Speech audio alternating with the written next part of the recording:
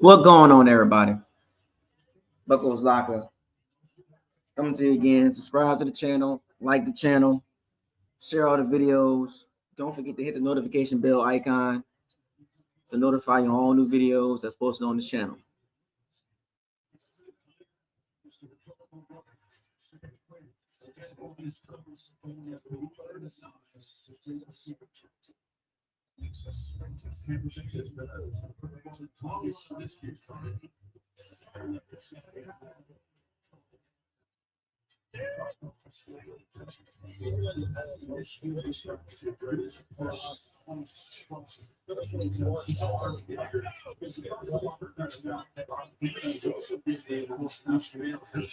Yeah, man. I've been watching the game a little bit here and there. Baker got what 3 turnovers. The Raiders had a better quarterback. The Bucs would be losing.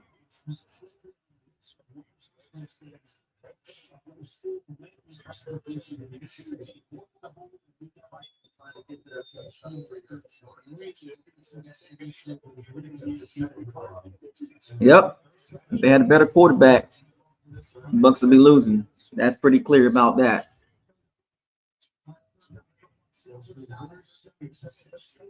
It's kind of weird. It's a weird game, but you know, the Bucs will win. You know what I'm saying? You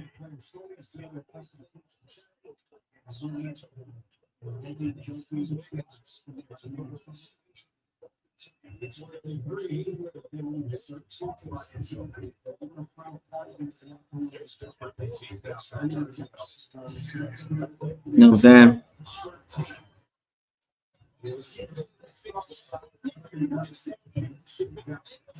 Raiders got a terrible quarterback situation.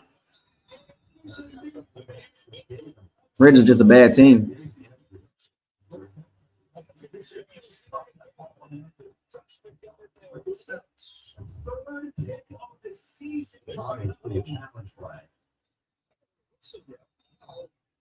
Raiders are just a bad team.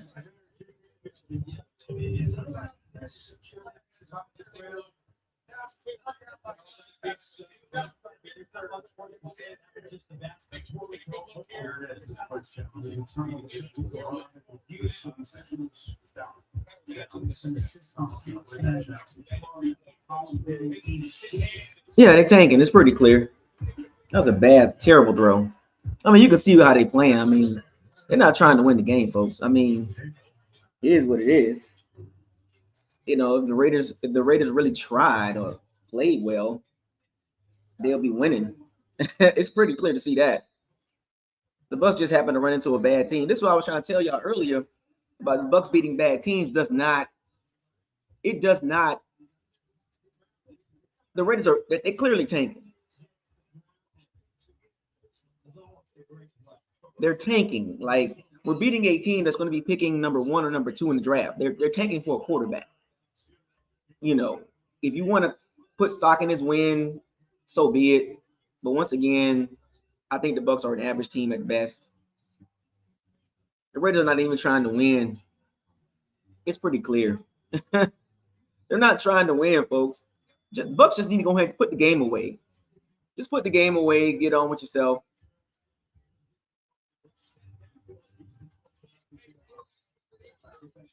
Just put the game away, man.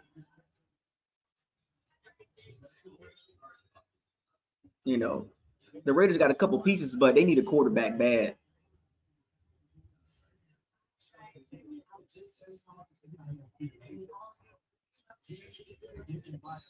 The Falcons about to lose to the Vikings, so we about to be winning the division right now, 7-6. It's a bad division, you know what I'm saying? But like I said, the Bucs gonna win the division. You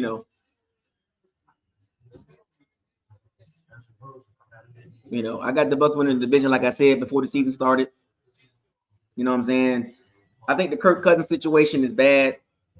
The Atlanta defense falling apart. I think the Bucs gonna go ahead and take the division easily, 10-7, 9-8, somewhere up in there. You know what I'm saying? Another interception by Kirk Cousins.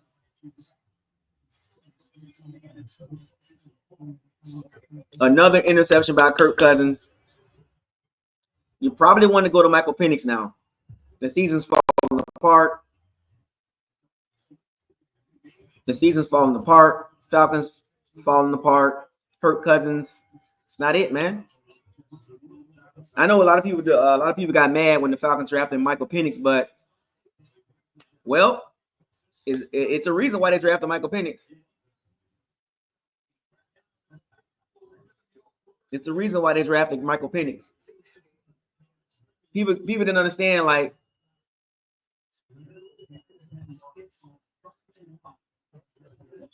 they drafted Michael Penix for a reason.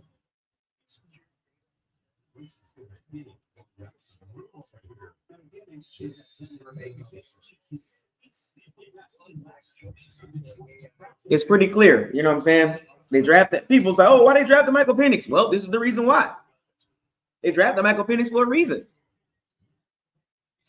It was the right call by the Browns. By the Falcons to draft Michael Penix. It was the right reason. It was the right, correct call. Kirk Cousins, I mean, they never should have gave him the money.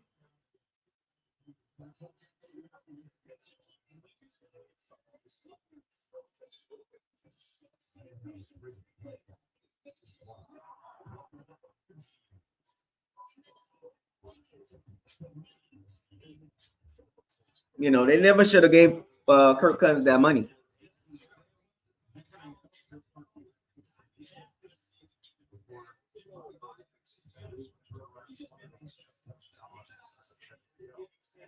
Jamel Dean.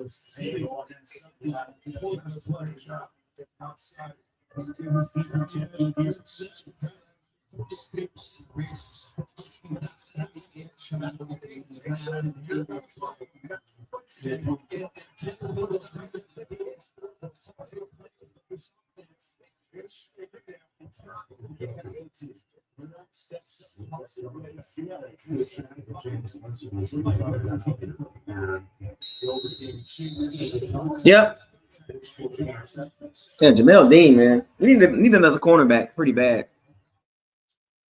I think our slot guys are fine. We need another cornerback.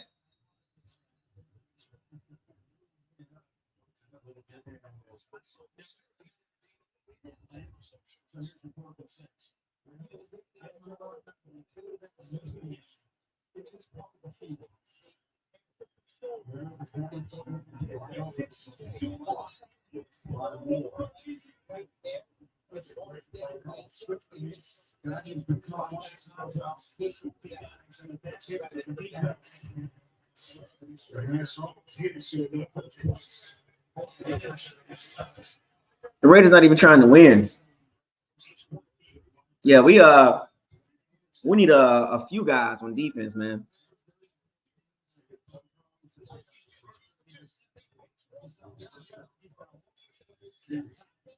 We need multiple guys. We need a pass rusher on the outside. We need a cornerback. We need a linebacker. It's the Bucs going to be good offensively. It just, the problem is defensively, it's going to always hold them back. You know what I'm saying? Defensively, it's going to hold them back because you don't have a threat, you know, in three positions, really.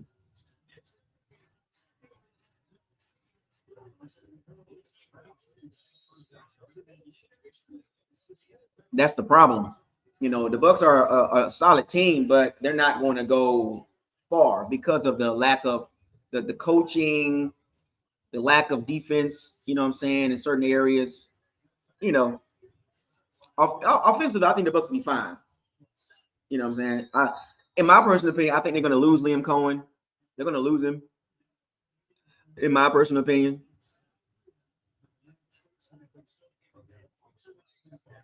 You know, they're not going to be able to keep Liam Cohen, unfortunately. I think he's going to be a head coach. He's done a tremendous job with the Bucs offense, and teams are looking for that. So, Bucs fans, get your mind right. You know what I'm saying? The Bucs are going to be a solid team. It's just Todd Bowles. They have a ceiling with Todd Bowles.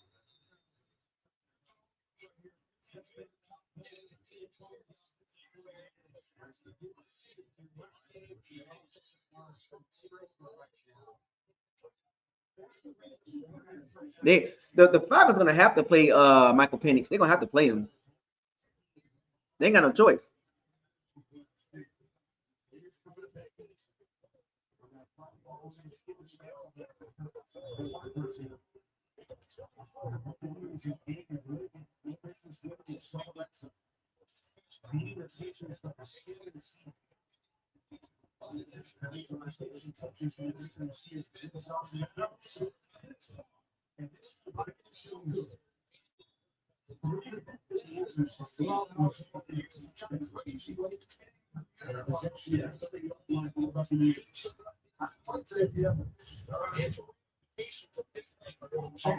So I wonder if the Falcons would they actually do it?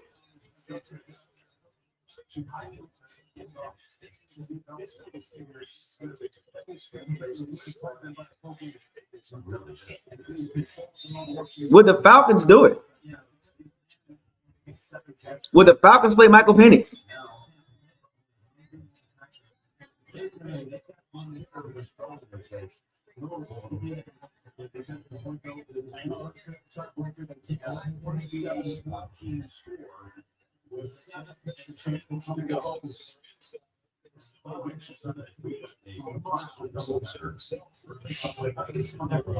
That's unfortunate for the Bucs, man. Unfortunate for the Bucs. You know, the Bucs are a good team offensively. I just don't like their defense. Their defense is not good. And I think the Bucs will have problems against teams like the Chargers, the Ravens, the Chiefs, the Bills, the Vikings, the Packers, the Lions, the Eagles, possibly the Commanders. They'll have problems with teams like that because they have better coaches, they have better schemes, they have better players, they have better quarterback. They can't beat the Steelers. Like there's multiple teams that the Bucs will majorly struggle against because of Todd Bowles. They're going to struggle. They might struggle. They probably struggle against the Cardinals and the Rams too. But they'll beat the Raiders and Giants and stuff like that. The offense is tremendously good.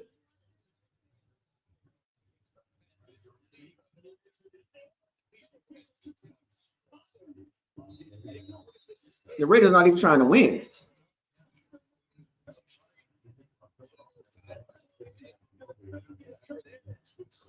The game is over, folks. We just beat the Raiders. 21-13 up, 2 minutes and 30 seconds left. Close the game out, you know what I'm saying?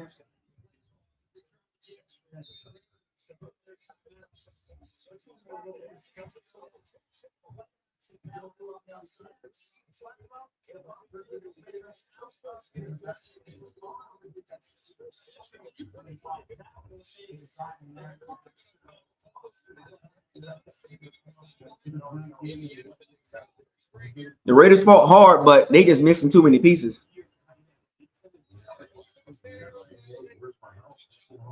Well, Cade Otton with a really good catch. Cade Otton been kind of quiet the last couple of weeks, which lets me know, Cade Otton is an average tight end at best. His peak is average at best. Cade Otton sighting. Baker played he didn't play a really good game.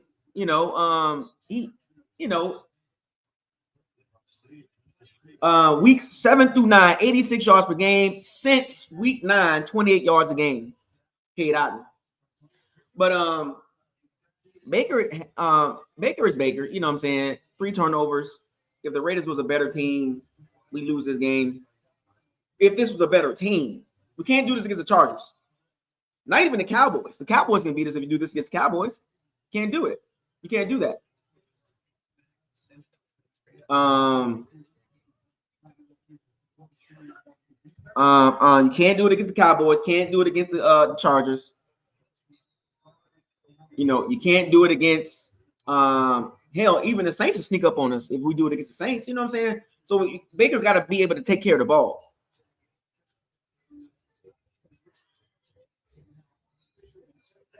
Got to be able to take care of the ball.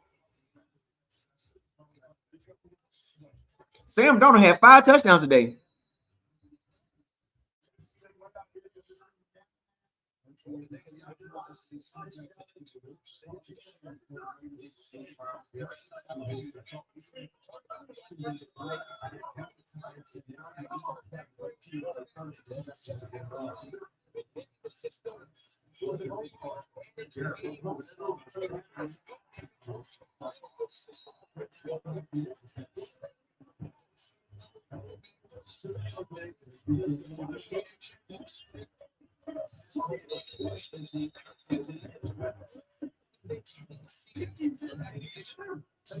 The Raiders just did an all-out blitz. Really, Antonio Pierce, dog? Really, dog? Really, Antonio Pierce?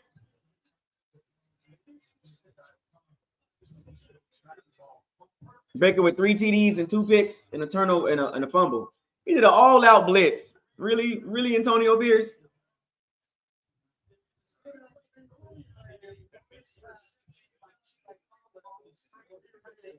Really, Antonio Pierce? An all-out blitz? He wasn't even trying to run. He wasn't even trying to win the game. Don't be ridiculous, Bucs fans. Like, clearly, don't be ridiculous, Bucs fans. Don't let this game fool you. Do not let the game fool you, folks. All-out blitz, really? Really, Antonio Pierce? Are you? Can you make it obvious that you're tanking? Really? And watch, some of you Bucs fans gonna pound your chest, jump up and down. You can't do this against good teams. You can't play like this. You can't do it. Better coach teams will take advantage of those 3 turnovers. Minnesota just scored again. No, the Falcons got to go to Michael Penix, man. They got to go to Michael Penix. They got no choice, or their season's screwed. If they don't go to Michael Penix, their season's screwed. We're gonna win. We're gonna go 10-7 or 9-8, and we're gonna win the division. Watch.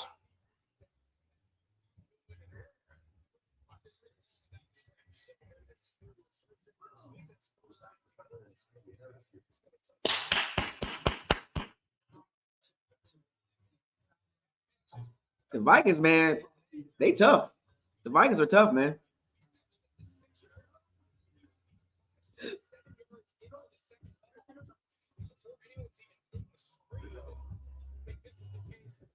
The Browns cannot tackle.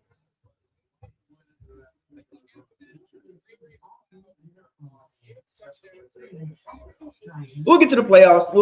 We're gonna host one of them NFC North teams. We're gonna host the Vikings or the Packers. They're gonna come to Tampa.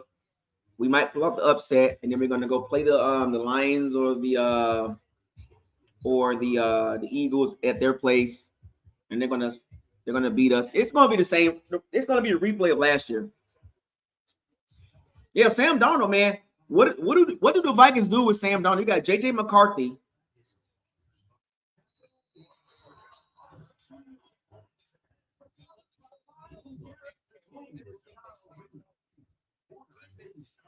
You got JJ McCarthy, the first round pick, who was probably going to start the season. Do the Vikings let him sit again for 2 years? 2 years in a row? He got hurt. And do they let him sit next year as well? What are they going to give Sam Darnold a big contract? What are they going to do? I just hurt my back. I got to strain his back.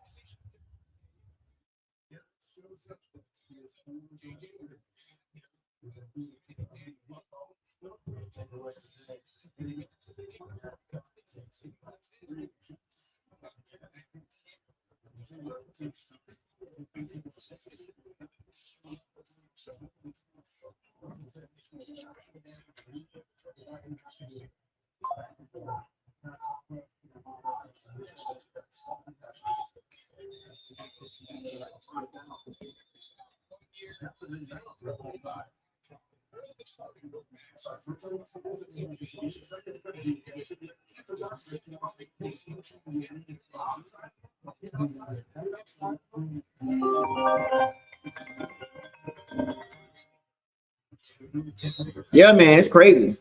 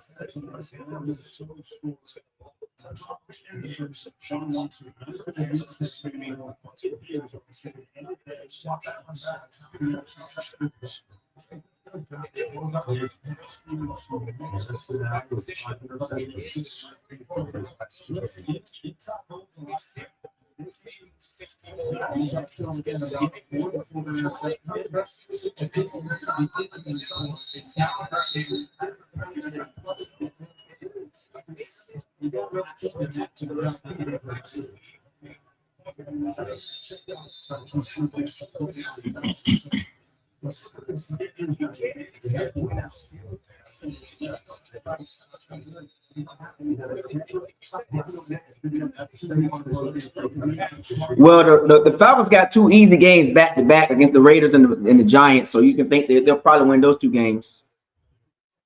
We got 2 hard games coming up. It's gonna come down to the end.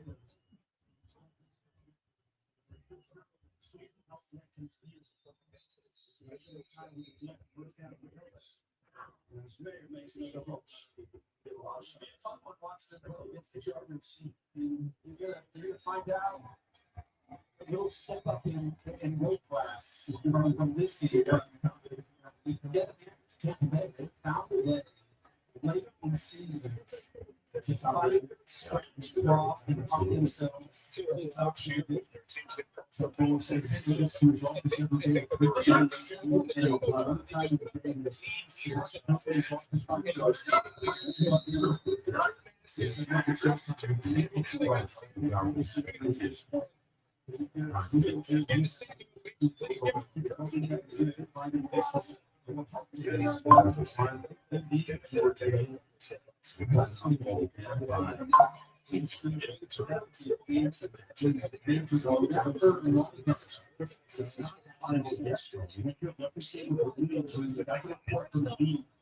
Oh, Winfield got hurt?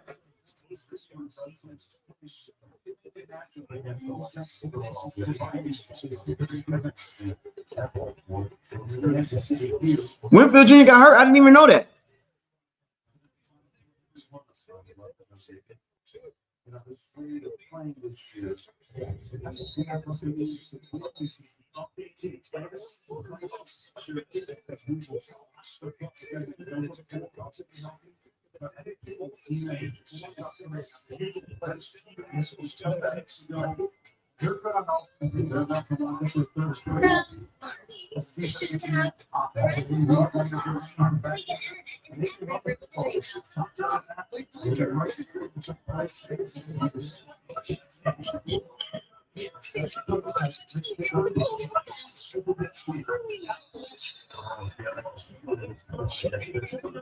A knee injury?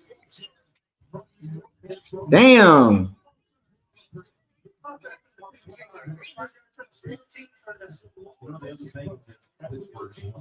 No, the Bucs are in first place.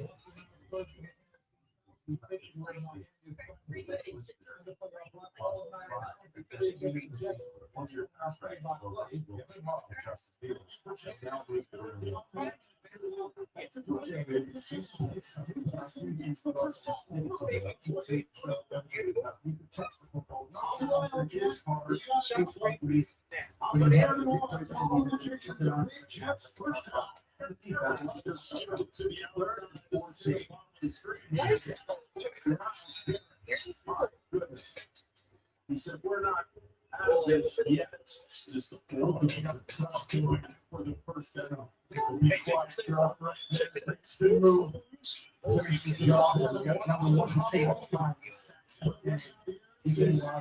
That's a better play.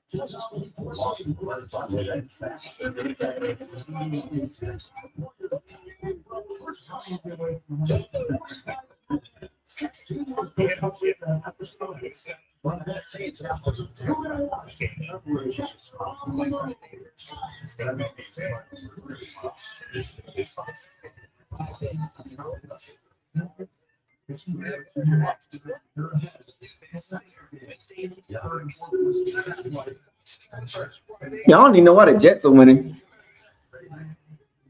Man, Winfield Jr. out, man. That's not good.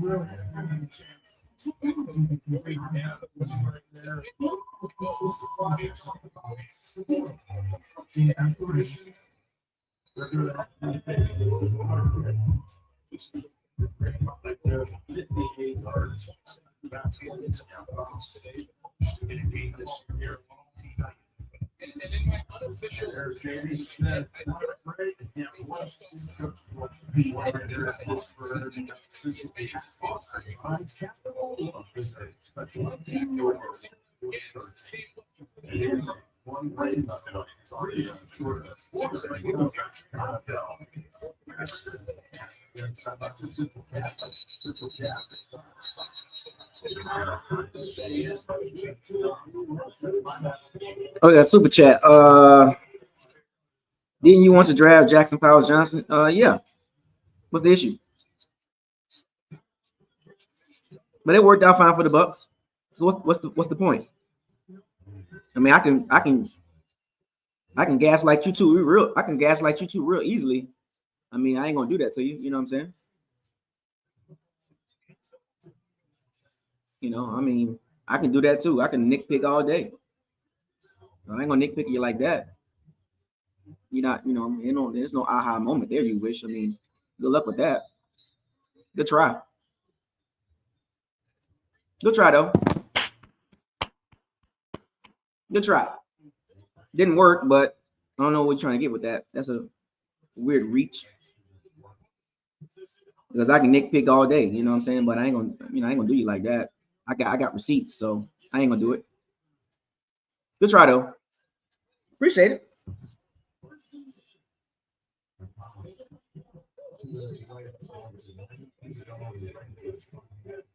Kyle Pitts is terrible.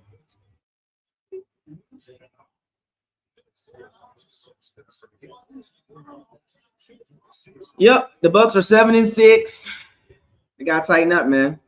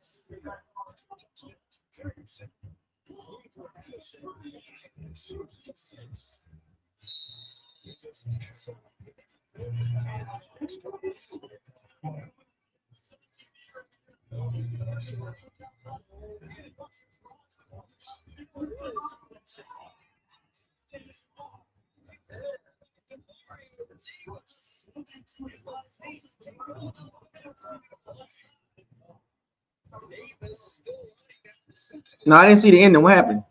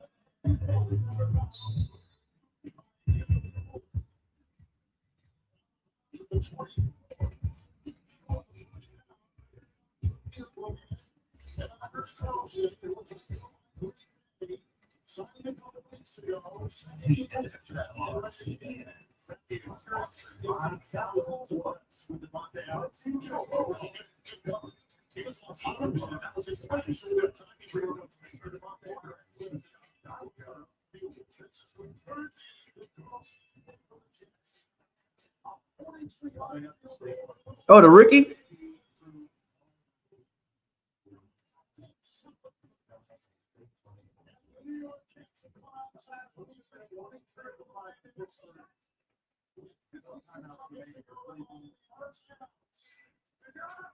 Oh, Derek Carr injured again?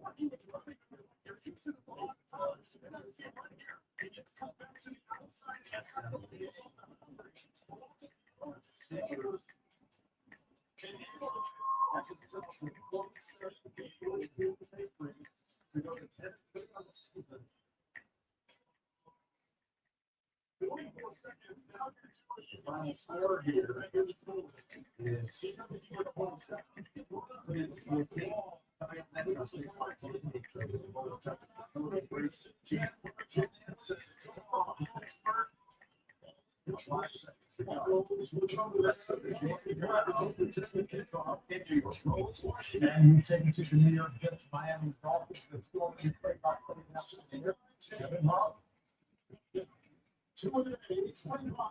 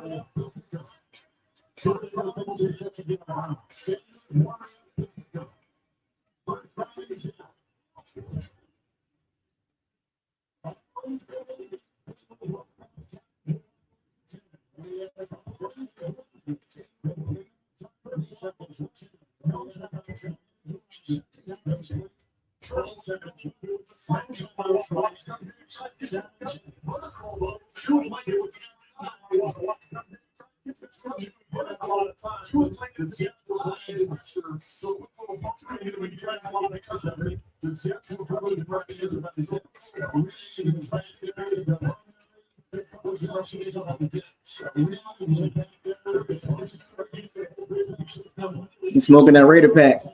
Exactly.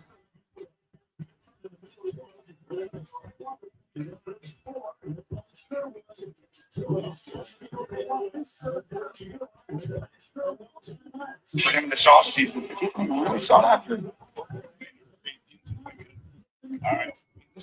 He might show the opportunities, but he's kind of taking advantage of some opportunities. He's got to get rid of, obviously, some of the ugly turnovers that we're going to show today. But he's also getting the ball down the field. He's got great anticipation. He's playing for his job and his career. I know how much for performance.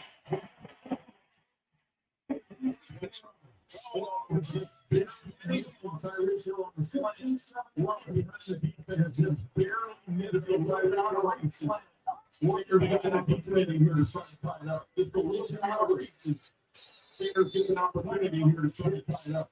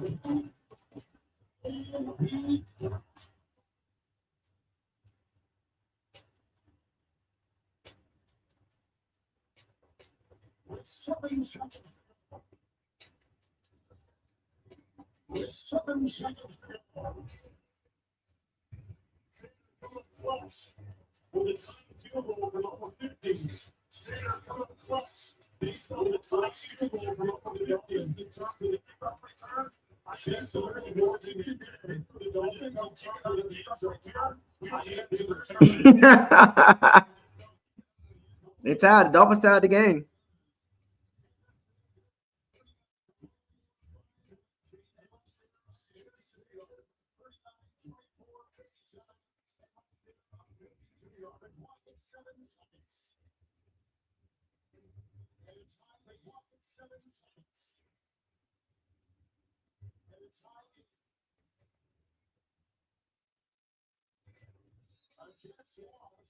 The Bucs got the dub 28-13 over the Las Vegas Raiders.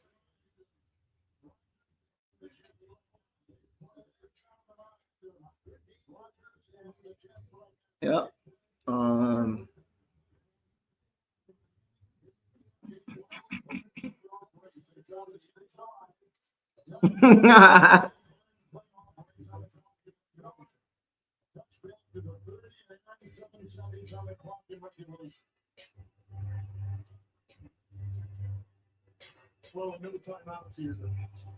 The Sean Tucker with a nice run. Rashad White had a hell of a game today.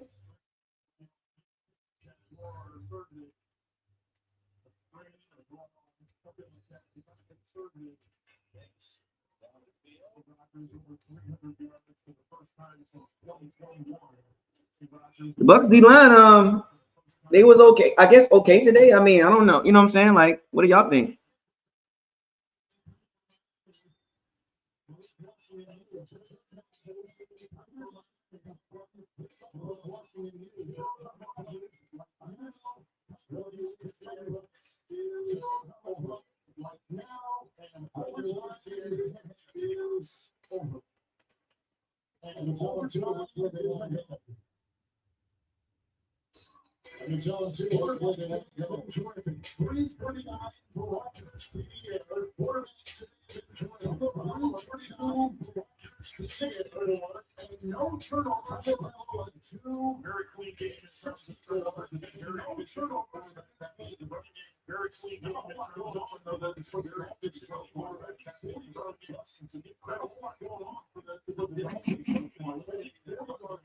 Bucket with your girl. I've been talking about that for a minute.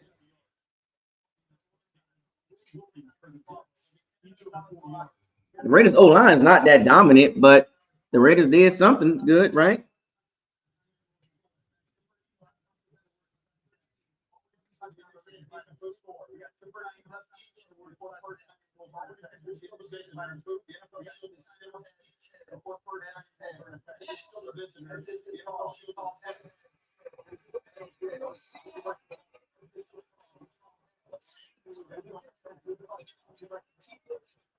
Saints getting the dub.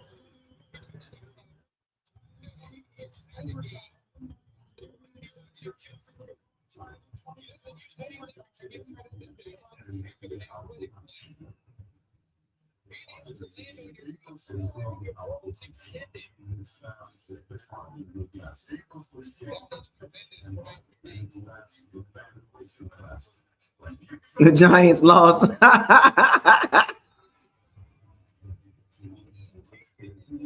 Yeah, motherfucker. I mean, Brian Daboll gonna get fired.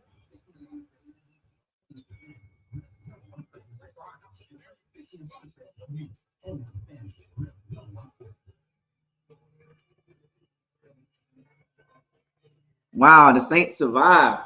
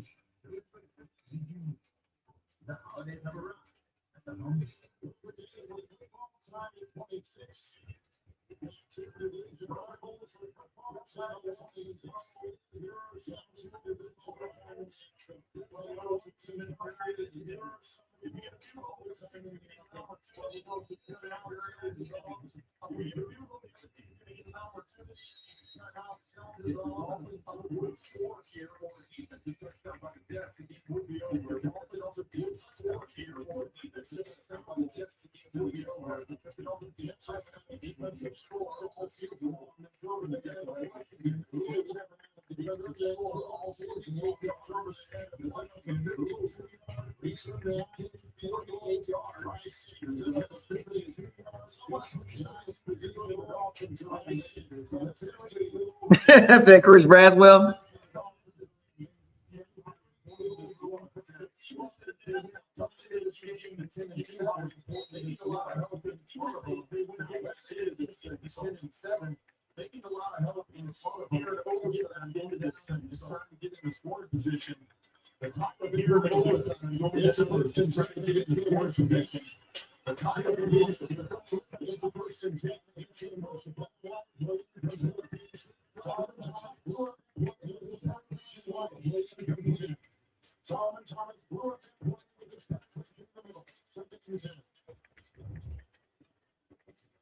Become Rival, trying to look out to his right, but it's the pressure coming from the right, and Solomon Thomas trying to look out to his right, but it's the pressure coming from the right, and Solomon Thomas, Walker Pick Man of the Year for the Jets in recent second years.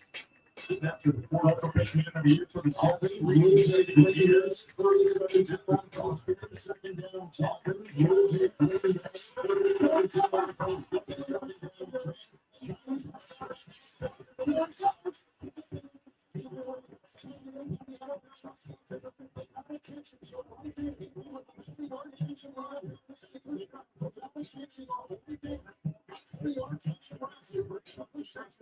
Is that Braswell?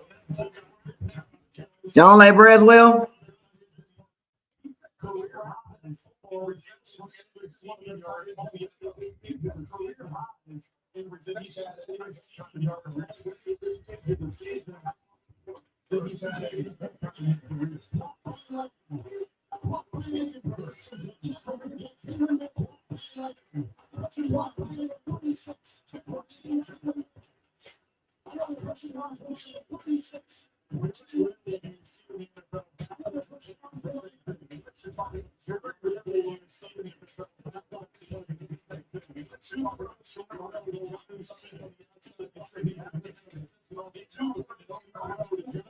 How many yards Mike Evans had today?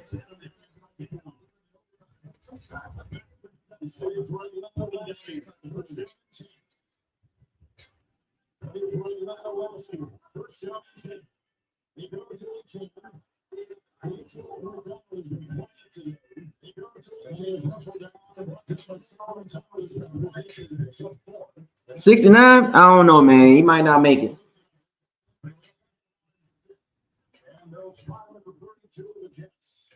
Y'all like Braswell?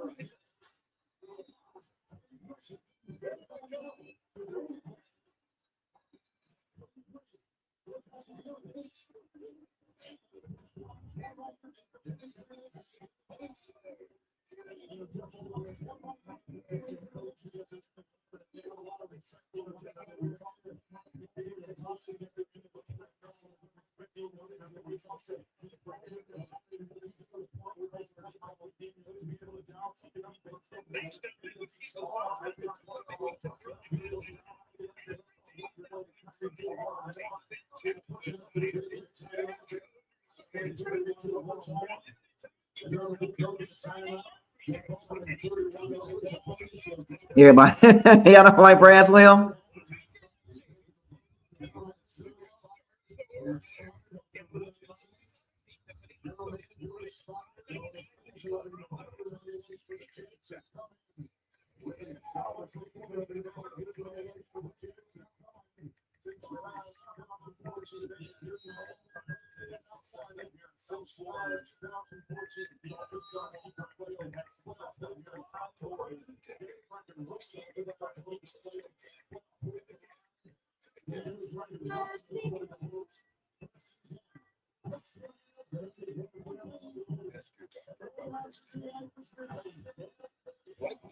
AFC Championship game.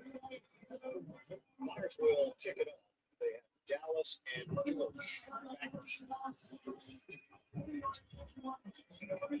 Yeah, the Bucs do need to pass rush.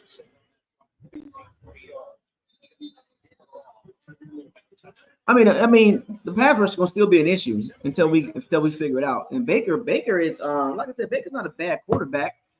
It's just he's limited. Like he think he's like this top dog quarterback, and he's not.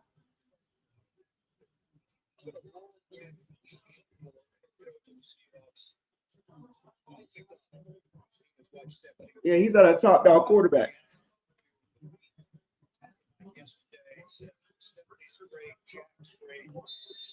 That's the issue with Baker Mayfield. You know what I'm saying? Like he thinks he's more than what he really is. I mean, you could still win games with turnovers if you got a good defense and explosive offense. You know what I'm saying? Like Baker turned the ball over 3 times and the Bucs still won. This is why I be laughing at people because they don't really watch football. Look, you can still win games if you turn the ball over. You just got to make sure the defense cover the quarterback.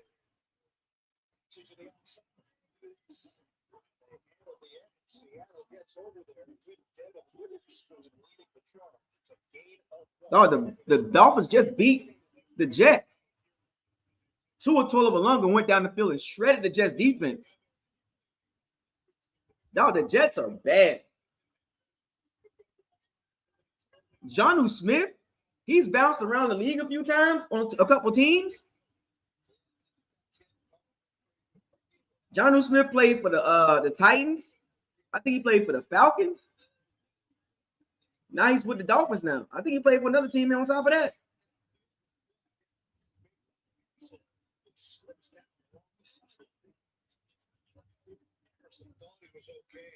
I'm gonna tell you this 1,000 times. Baker needs a strong running game, and the Bucs got that. But Baker, he is kind of feeling himself though. You know what I'm saying? He's feeling himself. You can tell.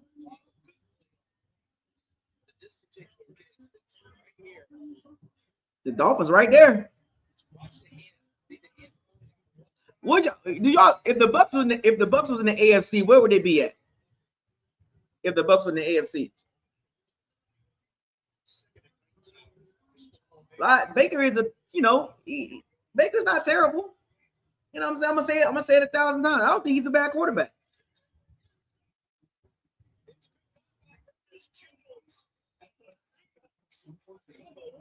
I don't think Baker's a bad quarterback. I think he's limited, but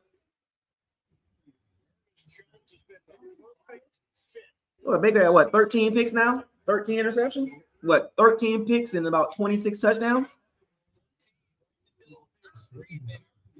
I mean, the one thing I say about NFL offenses, man, you got to have balance, man. And when the Bucs are balanced, man, they look really good, man. Baker looks really good when it's balanced.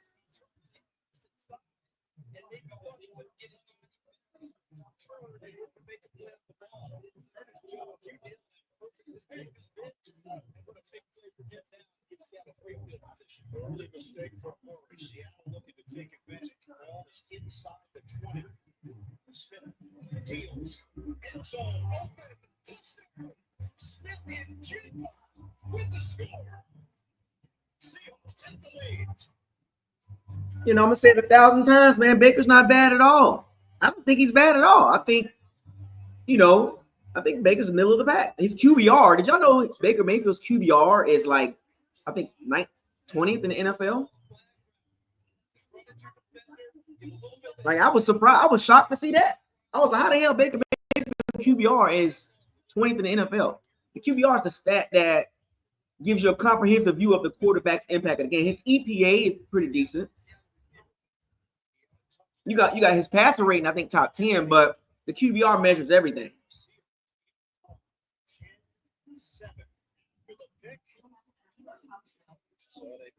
Yeah, Baker QBR is like 19 or 20 in the NFL. I was shocked.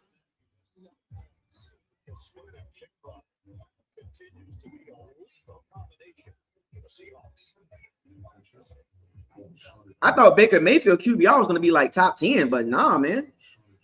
It's not. I was shocked. Shocked the hell out of me.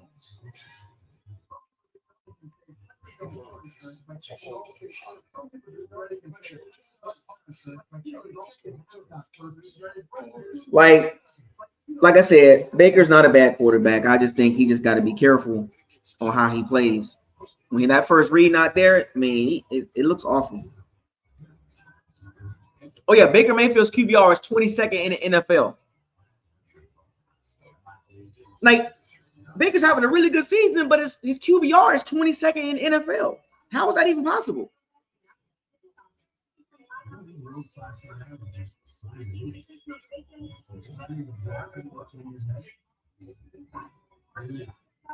He's behind quarterbacks like Derek Carr, Brock Purdy, Jordan Love, Jalen Hurts. Trevor Lawrence, Tua Tagovailoa, Drake May, Bo Nix, Sam Darnold, Geno Smith. He's behind Kirk Cousins.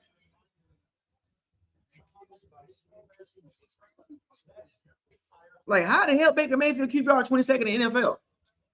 That's crazy.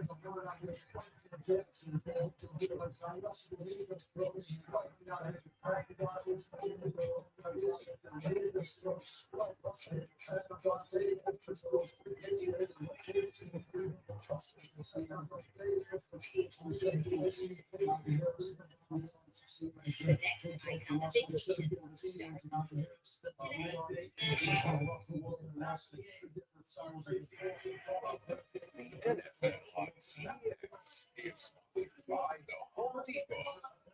Doers get more done. And the NFL is powered by Verizon 5G. The Desert Botanical Garden over in Phoenix. Festive holiday theme. It was a gift Murray to the Seattle team. Now Myers kicks it off. That ball made by John Schneider. Well, I mean, Baker has reached his peak. You know, Baker has reached his peak. Like, what you see with Baker is what you're going to get. He's not going to get any better. He's not going to level up to an elite quarterback. You know what I'm saying?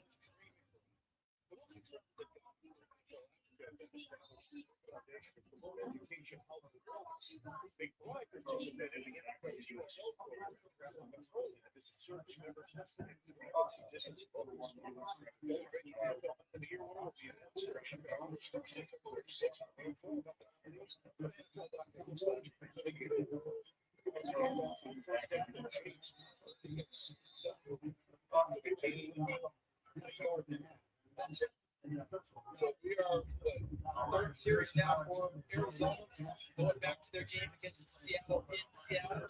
Still not getting the push they need up front to run game. Remember, they ran 49 yards up in Seattle. I figured they would come back to this one. A little more push on their offensive line. It's still going. They got to start moving those guys right on the ball. Connor Travis, the coach, did super well with their hands and the fact that he didn't get the game the way that he's supposed to. Murray intercepted by Bryant. Flag down to the play. Kobe Bryant steps in front for the INT. I think the pressure in the pocket really created this play. Yeah, Sean Tucker's good, man.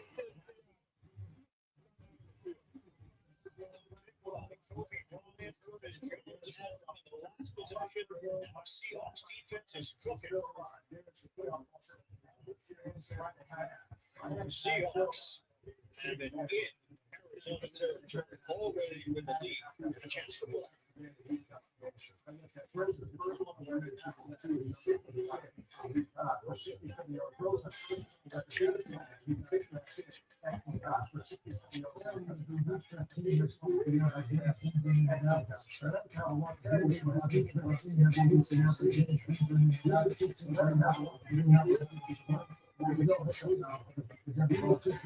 He said, "What we do?" Yeah, Brick. Russell Wilson threw the ball 26 times. That's it, and it won by 2 touchdowns. I was watching multiple games today.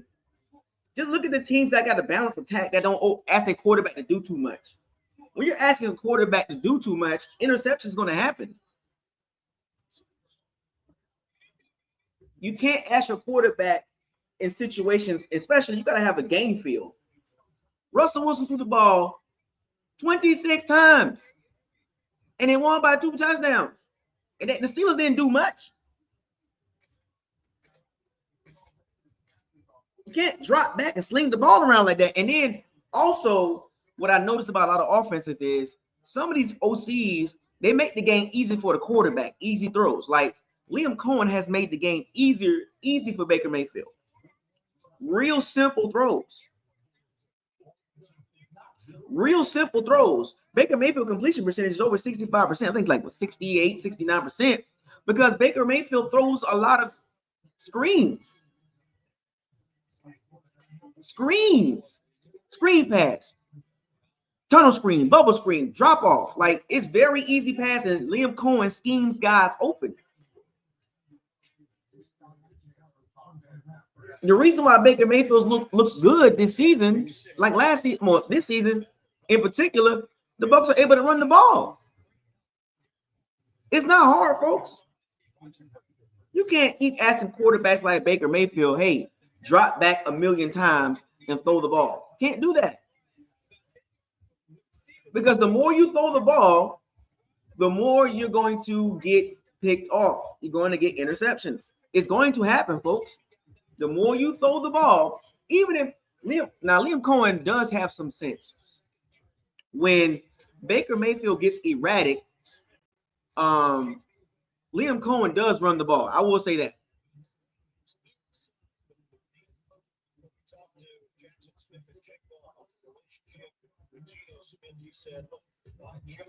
It's to make Gino's job easier. It's the toughest job in sports. So I want to go out there and make sure he trusts me and I go about my business the right way. Money quote for me, what he said does. I want my quarterback to go. You know what I'm saying? Liam Cohen does get smart. He does runs the ball when he senses Baker Mayfield doing too much.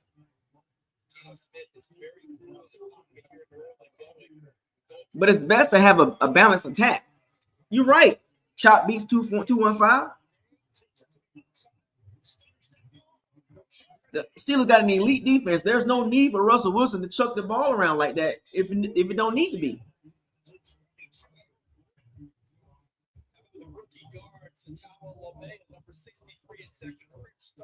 They're not asking Russell Wilson to, like, yeah, sometimes Russell Wilson to get hot, like he did a couple weeks ago with the Bengals. But in general, the Steelers, they got an elite defense. They can take over games. And Liam Cohen is smart at times, especially in the fourth quarter. He does rely on the run game. But I wish he would do a complete game like that. Like the Raiders are not. The Raiders are terrible. The Raiders defense is terrible.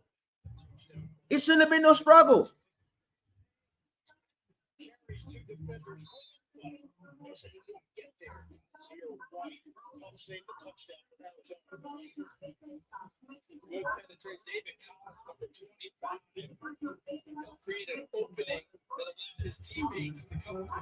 Play calling matters, man.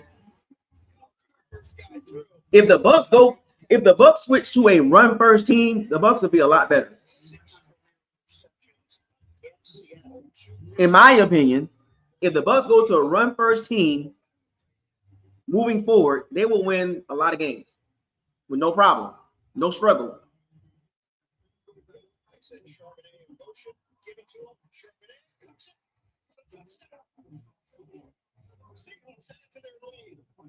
If the Bucs go run first, then pass the ball.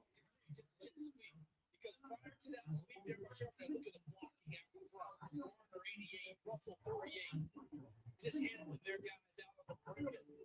But before it even happened, everyone move and get motion, changing things, making Arizona react to their eyes. Where do we go? And a jet sweep resulted into the end zone for the Seahawks.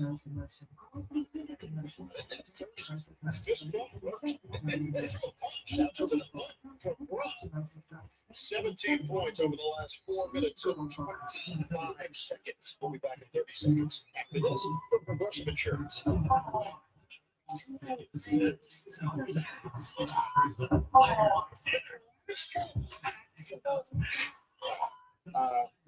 Jacoby, hit one. Let's let Jacoby take a run at it. The Baker had 3 turnovers today, 307 total yards. Nobody cares about the turnovers because we won.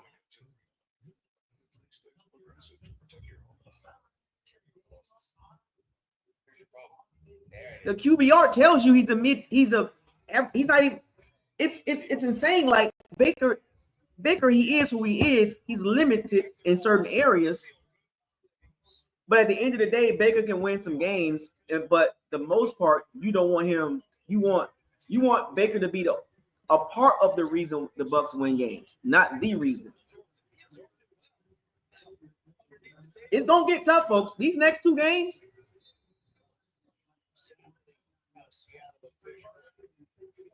These next 2 games, the Chargers and Cowboys, are going to be no joke.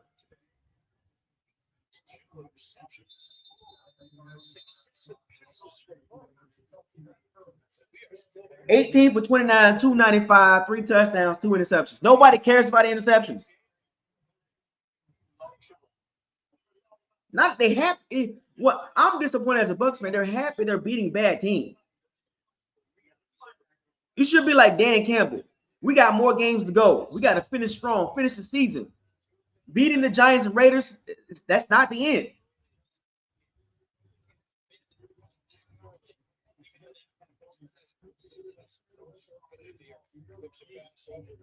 You honestly can't sit here and be smiling about these type of games. The Bucs are better than this, and they're not performing well. They're winning these games, but they're not performing.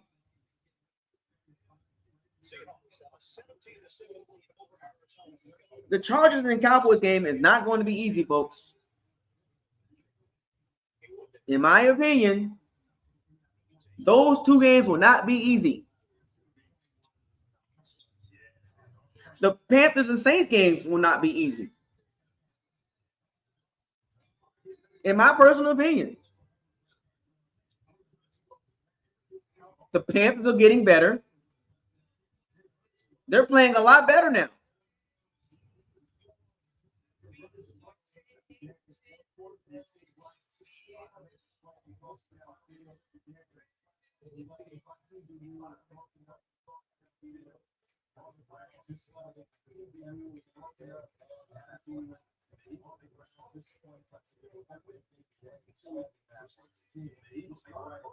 Jalen Hurts had 108 yards passing. 108 yards passing, and they won the game. The Eagles know who they are. The Bucs don't. The Bucs have no room to slip up.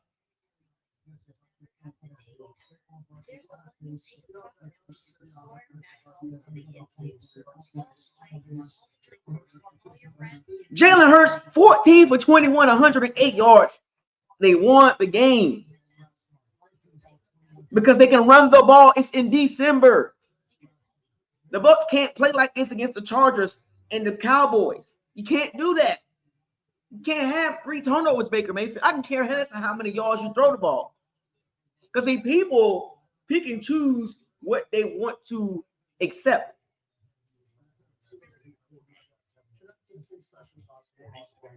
Three turnovers is unacceptable. You can't do that. You can do that against bad teams that's tanking like the Raiders and Giants, but you can't do that against the Chargers and Cowboys who going to give you something to work with. You can't pick and choose what you're willing to accept. Oh, we can accept Baker 3 turnovers because we won the game. Really? The bar set that low that you're willing to accept 3 turnovers? That's unacceptable.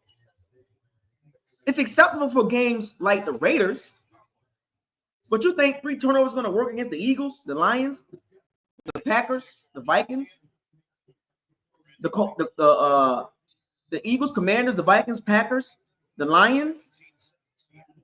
You think 3 turnovers are going to work against those teams?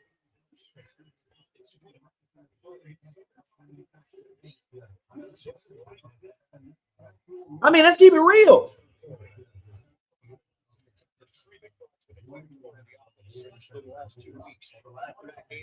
What are we doing? Yeah, we won the game. Yeah, we know Baker Mayfield had 3 turnovers, but we won the game. What? You're gonna ignore the turnovers? We've, as Bucs fans, we've never ignored turnovers. Y'all know that just as well as I know that. We don't ignore turnovers. When your quarterback turned the ball over and get away with it, thank God.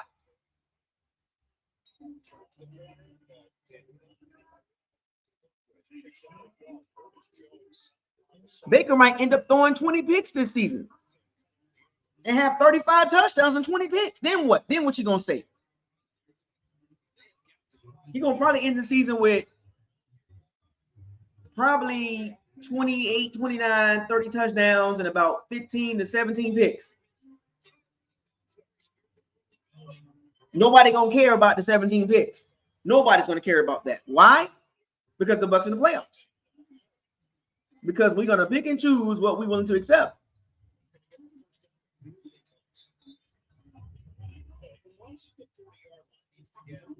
We just so happen to play two teams in the back-to-back games, two teams that are clearly tanking. Both teams need quarterbacks, the Giants and Raiders. And we did not look great in neither one of those games. Well, we looked great against the Giants, but we didn't look great against the Raiders. Okay, 28 TDs. My bad, Andre Cook. Yeah, so he's going to probably end about 33 to 35 touchdowns and about 17 picks.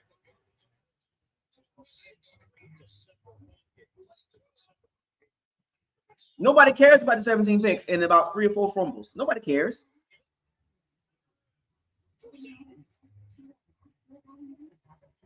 So yeah, about 35 TDs and about 17 picks. A 2 for 1. 2 touchdown, 1 interception ratio.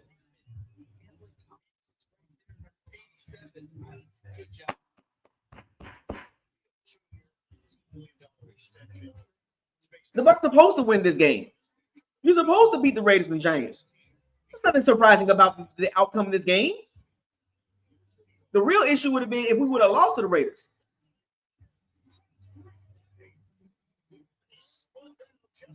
We're supposed to beat the Raiders.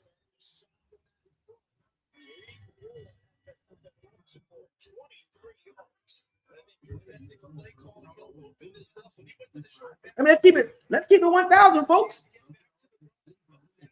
You can't pick and choose what you're willing to accept. All interceptions are the same.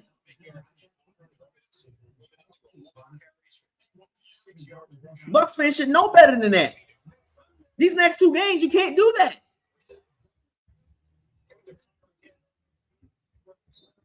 Y'all know that. Oh, interception's not a big deal. He got 300 yards, 295. He got 3 touchdowns. Interception's not a big deal. I'm not letting Bucs fans get away with that. First down. We can do this all day. You're not going to win.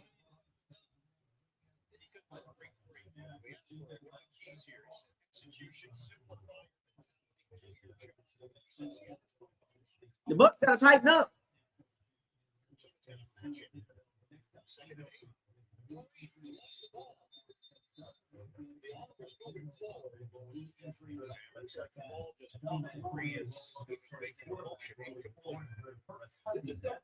Kyler Murray has thrown 2 picks already.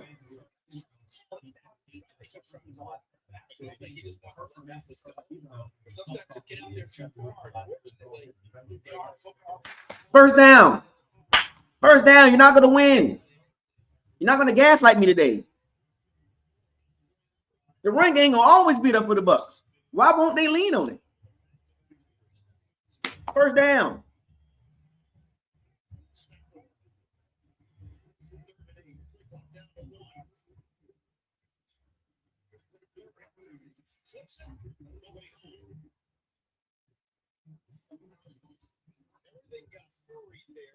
Just keeping it 100, folks. Don't get mad at me.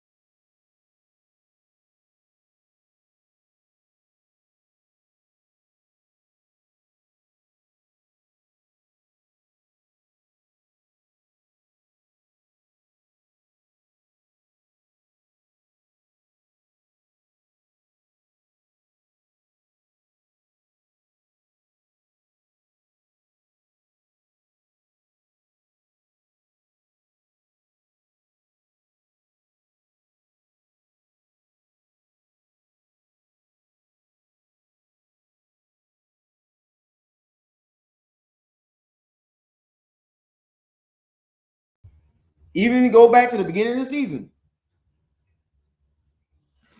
Go back to the beginning of the season. What did I tell you? What did I tell y'all?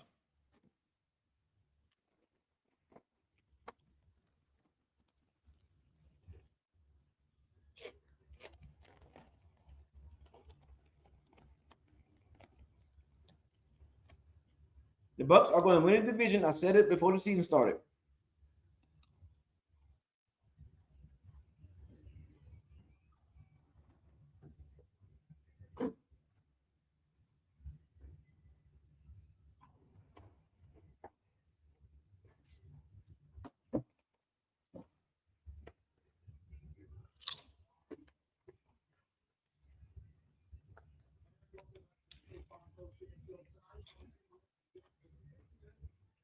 The Bucs got to tighten up, man. Y'all know it.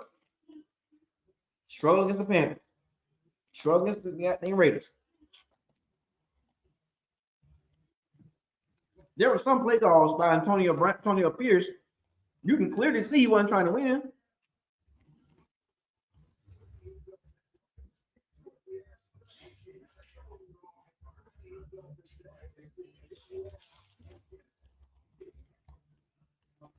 You can clearly see that the Raiders weren't trying to win.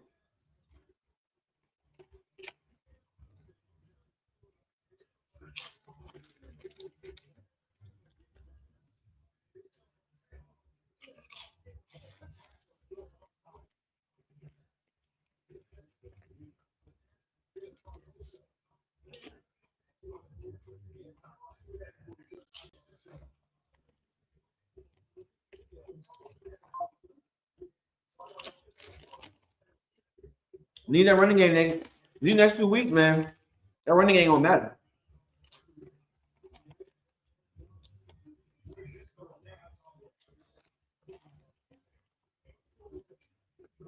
Bucs D line too inconsistent.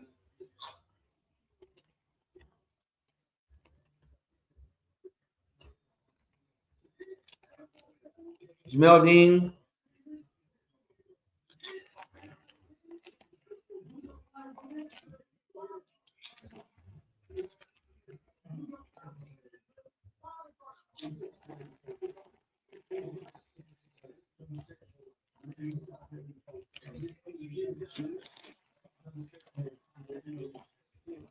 Hey, Rip. The reason why the Falcons are 6-3, Kirk Cousins. Kirk Cousins falling apart.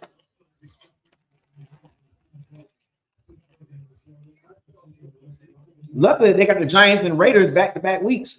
They'll be all right.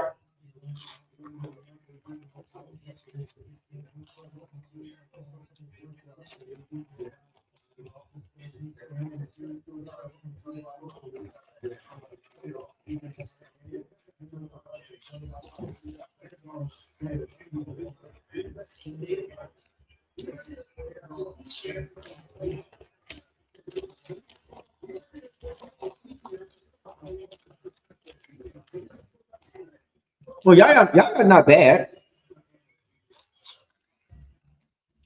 He's limited.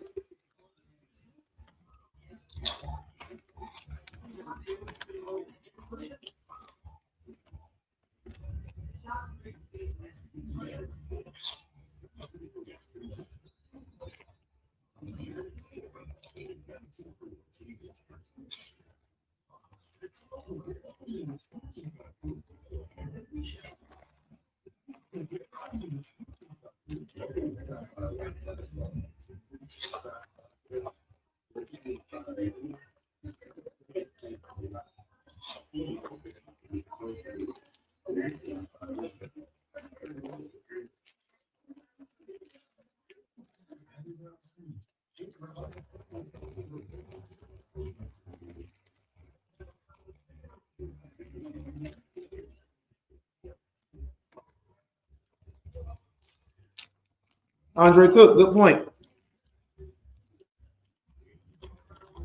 Great point, Andre Cook.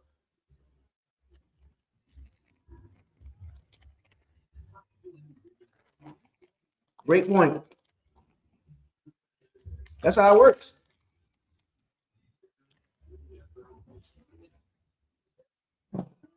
Kirk Cousins feeling that pressure. Under pressure.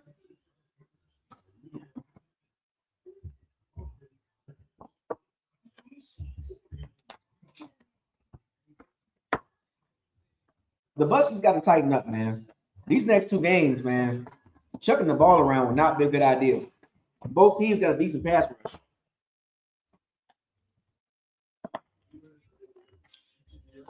You know what I'm saying?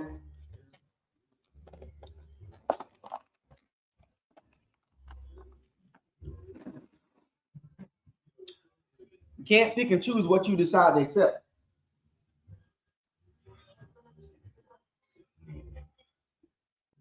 Baker Mayfield had 2 interceptions, 3 turnovers a day. Y'all not bringing that up today. Why not? You can't focus on things that's outside your control. If you're not a fan, Baker had 3 turnovers a day.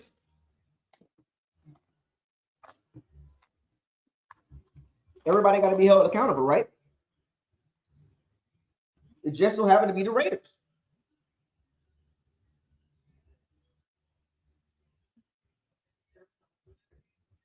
See, the beautiful thing about BucosLocker, I don't let nothing slide. Because I watch football. I let nothing slide. The Bucs got a really good running game and refuses to lean on that the first 3 quarters. But in the 4th quarter, now you want to start running the ball. Baker numbers could be a lot better if they just ran the ball more.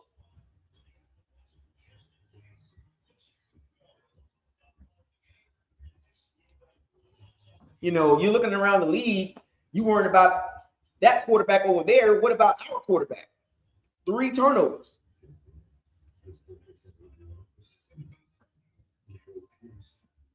And the reason, and Bucky Urban hurt because they running him to the ground. They won't use Sean Tucker. Every time they use him, he does something good.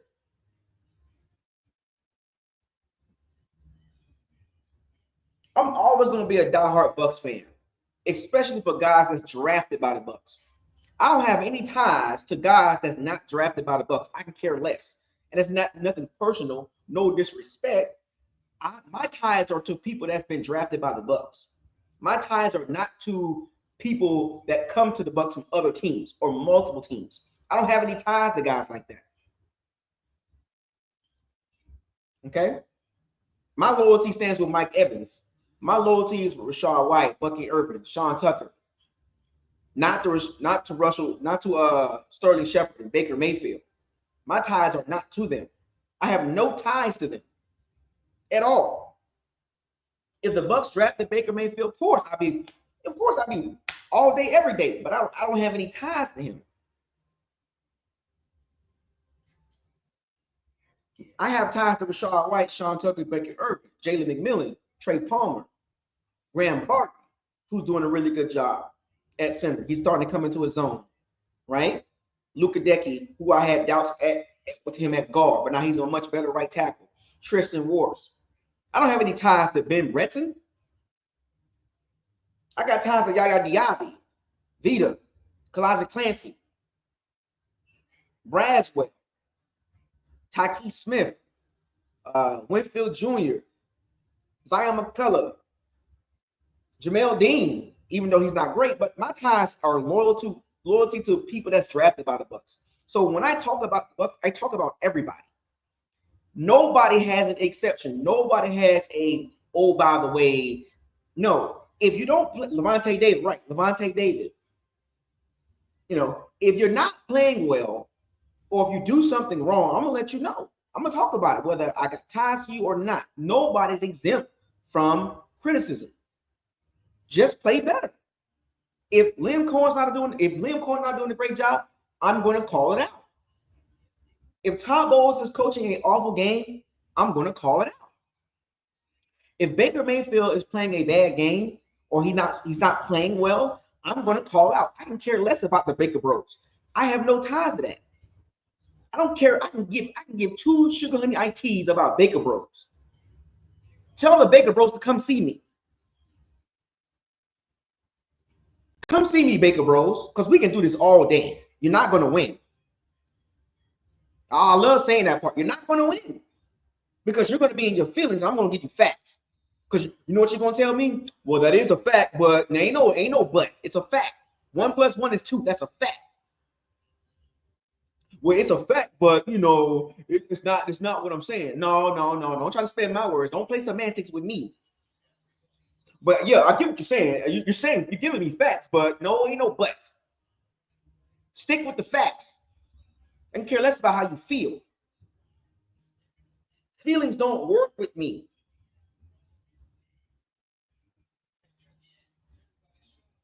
I mean, yeah, Baker threw 3 interceptions, but no, he threw 3 interceptions. That's a fact. You can't but a fact. You're speaking facts, but no. You don't skip over facts like that to make a point about or push a narrative about how you feel about something. When it's a fact-based situation in your face, you can't skip facts to go to your narrative to make your narrative feel and look better. Facts over narratives all day. This is why Baker Bros don't really challenge me, because they know when I'm gonna come with facts. Baker needs a running game. Baker is an average at best quarterback. Liam Cohen is showing you that. Look at the play calls. It's very simplistic. Easy throws, wide receiver screens, tunnel screens, bubble screens, tight end screens, check downs, flares, and occasionally a shot down the field. Everything is from 0 to 8 yards. The tape don't lie and the stats don't lie. It is a fact that his QBR is 22nd in the NFL. I would say like this, and I'm gonna go on a limb and say I think Liam Cohen is making Baker Mayfield look good. I think we got to start giving Liam Cohen his flowers big time. In a system designed to have high completion percentage, that is not designed to throw the ball down the field horizontally. We need to give Liam Cohen his flowers even more. We got to give Liam Cohen his flowers, man. He schemed an offensive system that is obviously always intended air yards to the sticks, IATS. Baker is bottom 5 in that. I'm going to repeat that. Intended yards to the sticks. That means when he throws the ball to the sticks, it's negative 2.2 yards. That's bottom 5 in the NFL. That's a condensed offense to make your completion percentage higher. Baker is top 10 in screens. Screen passes. Percentages of screen passes. A lot of his completions are screens, tunnel screens, tight end screens, jet screens, tunnel screens, bubbles. It's a lot of that. Shout out to Liam Cohen.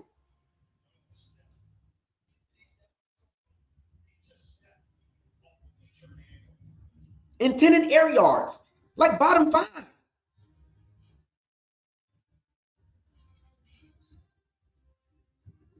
He condensed the Bucs offense to inflate the completion percentage, which explains why the QBR is 22 in the NFL.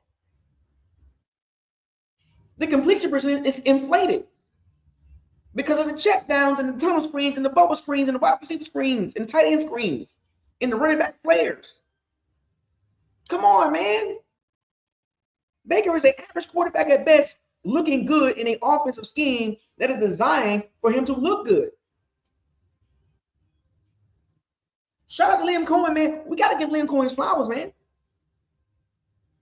And you know, his offensive scheme has affected Mike Evans. It was made for Chris Godwin. That offense that he's giving the Bucs right now is made for Chris Godwin. If Chris Godwin was healthy right now, Chris Godwin will have astronomical numbers right now. Because Liam Cohen, before Chris Godwin got hurt, he was spamming the hell out of Chris Godwin. And Mike Evans' numbers took a hit big time. Liam Cohen just now trying to figure out how to use Mike Evans, because that offense is not designed for an outside receiver. It's designed for a slot receiver. And Mike Evans is not great in the slot because he don't have great short area quickness. He's not an Antonio Brown type receiver, a Justin Jefferson, a Jordan Addison, a Jamar Chase, a Devontae Adams type receiver with the short area quickness. Okay? He's not a Amon-Ra St. Brown, a Scary Terry, a Devontae Smith. Okay? He's not a prime Adam Thielen. Mike Evans is an outside receiver 95% of the time. You can't put him in the slot.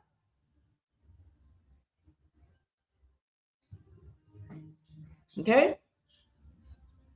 He's not a Tank Dale. Mike Evans is not a Tank Dale. Okay? First down. It's too easy. I love football. I could do this all day. You're not going to win. Oh, that's my new hashtag. Hashtag, you're not going to win. Mike Evans is a pure outside receiver. And Liam Cohen's offense is designed for Cooper Kupp, Puka Nacua type guys. A Jackson Smith and Jigba. A Tyler Lockett type receiver.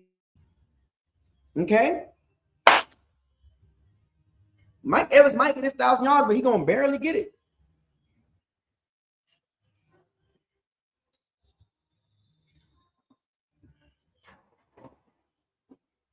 I got to strain my back, lift weights yesterday.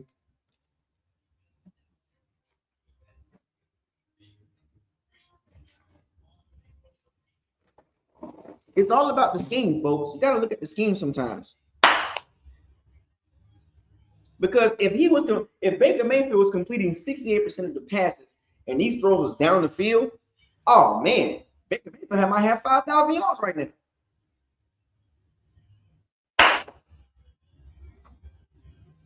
The Bucs got to tighten up, man. We're going to win the division, but they got to tighten up. They have no room for error. They have room for maybe to lose one game. One more game. That's it. Because and going 10-7, that's a risk. And to be honest with you, the Bucs don't have to pretty much go undefeated.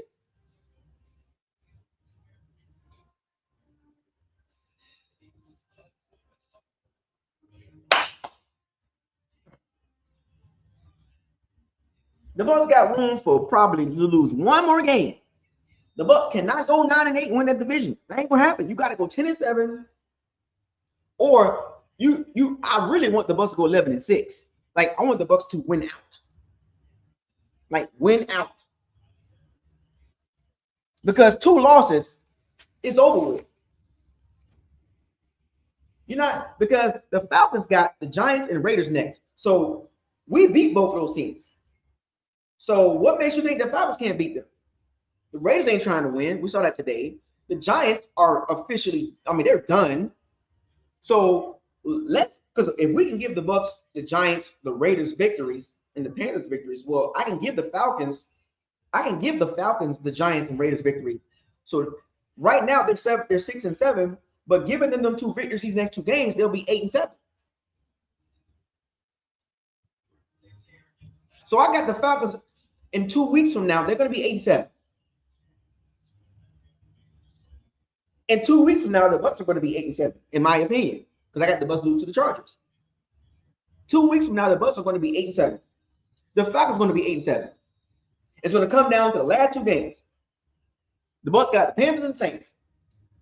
The Falcons got the what's the Falcons' last 2 games? It's in my opinion. First down. Don't get mad at me. I'm just talking football. Leave me alone. Bucket with your girl mentioned something earlier about talking about Jason Light's draft picks. What do you want to know about Jason Light's draft picks, Bucket with your girl? Okay, you got the Commanders, and what's the last 2 games, Andre Cook? It's the Commanders and what?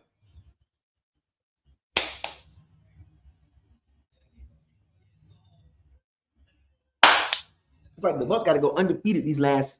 You know what I'm saying? They got to go undefeated. The Bucs can do it. Don't get me wrong. The Bucs can go undefeated.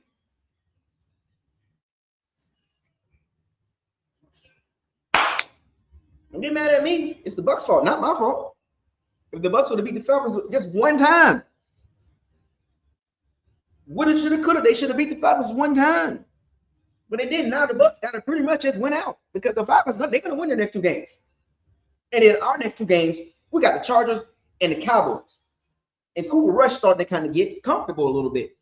And they're getting healthy. The Cowboys getting healthy. Micah Parsons, Marcus Lawrence. You know what I'm saying? They're getting healthy. And I always said the Cowboys is a bad matchup for the Bucs. I always say that.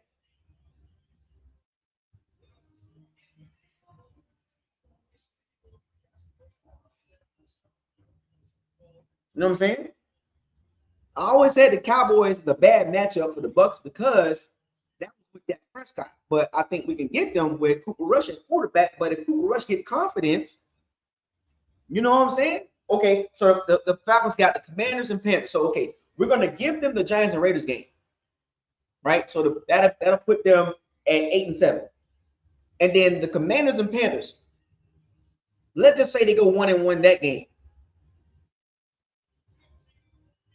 You know what I'm saying? So I'm just saying, folks, they might end up 10-7.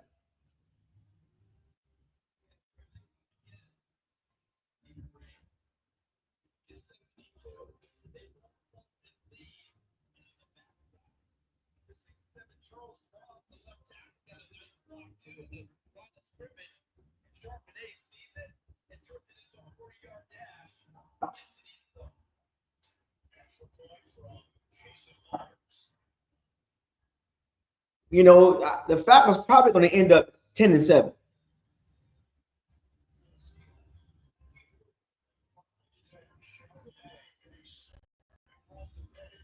You know what I'm saying? Like that's what the Bucs going to probably have to go 11-6. They're gonna have to be. They're gonna have to go 11-6, man.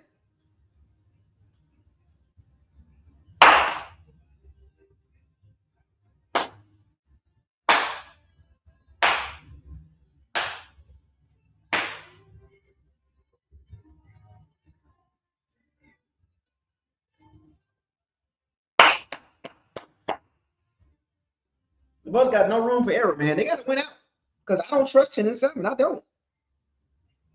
Like next week is going to be our hardest game for the rest of the season. This is a much better team than the Giants. This is a much better team than the Panthers. This is a much better team than the Raiders. And they don't beat themselves. They play sound football and they got a good defense. Jesse Minter, the defensive coordinator, is not having it. They're not having it, man.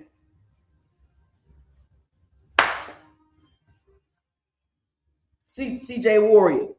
Yeah. Now you're gonna see the Bucs, okay, after beating a couple bad teams, the confidence is up. That's what you want from the Bucs, right? The Bucs got confidence now. The 3-game winning streak. They beat 3 teams, picking in the top 10 in the draft. So of course the Bucs gonna feel themselves, but here's a reality check. Here's the reality check, folks.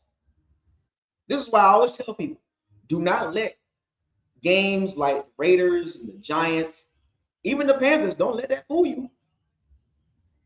Because now we're going against a team with clearly a better head coach. Clearly a better overall team. So now what? The Chargers are like the Broncos.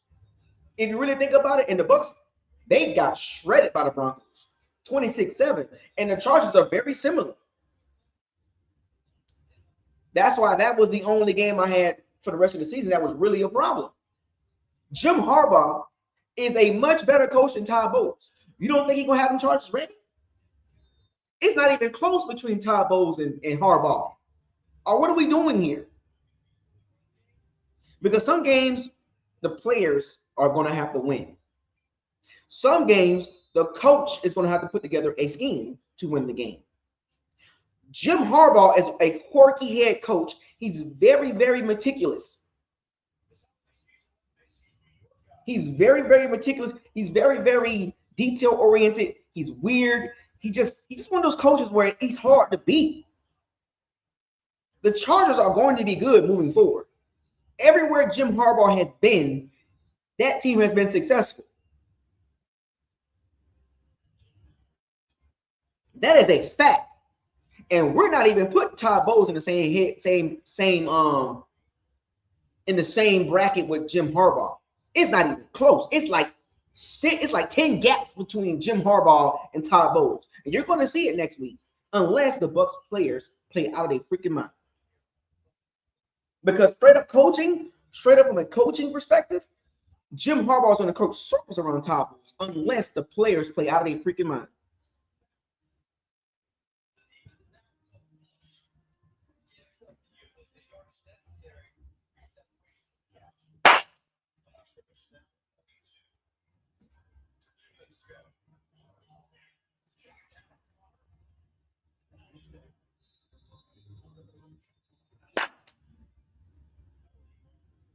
If the Raiders had a better quarterback, the Raiders would have more wins.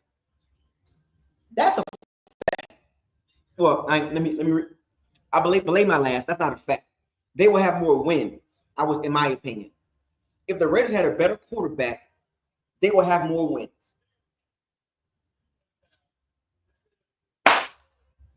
That's in my opinion. Tipsy-turvy defense the Bucs got. Struggling against the Raiders. The Raiders ran the ball pretty well, which is I'm surprised they ain't keep running the ball.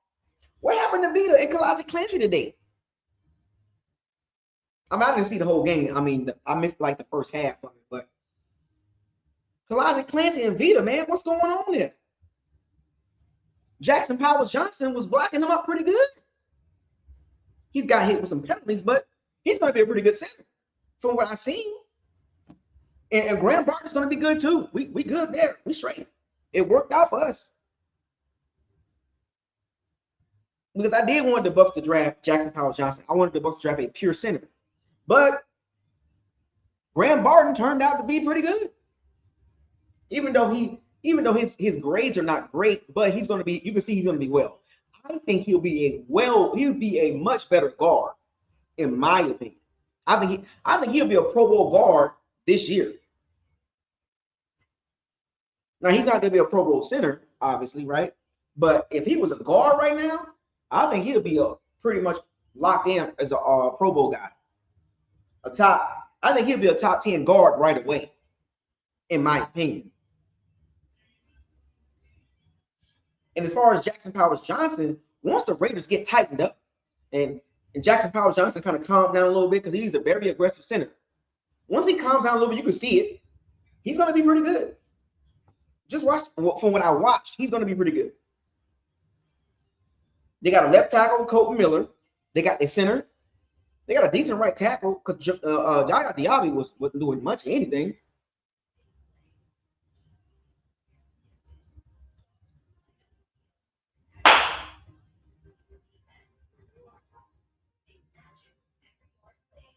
He said Jamel being whacked.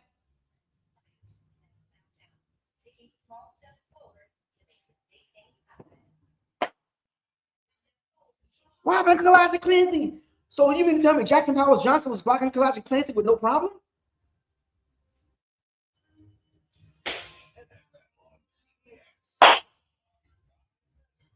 Yeah. Why can't we get cornerbacks to catch interceptions?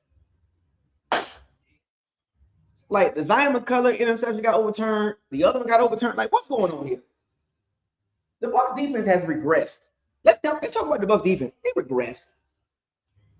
Oh, before I do that, shout out to Rachaad White. You know why? You know me. You know me. Shout out to Rachaad White, though. Rachaad White had a hell of a game today. You know, I'm very hard on Rachaad White. It's pretty clear that Bucky Irvin was the number one running back. Or is the number one running back. But Rachaad White had a hell of a game today, folks. That is a fact. I think he's a well-rounded third down back.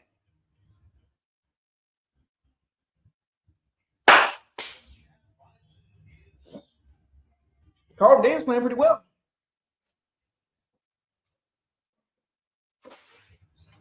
I think we can agree Carlton Davis playing better than Jamel Dean, right?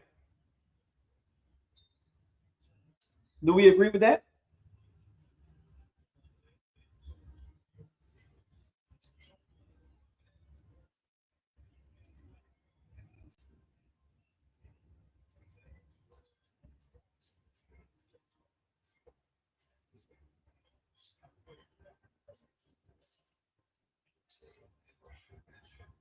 And Chicago Bears got some weapons, but man.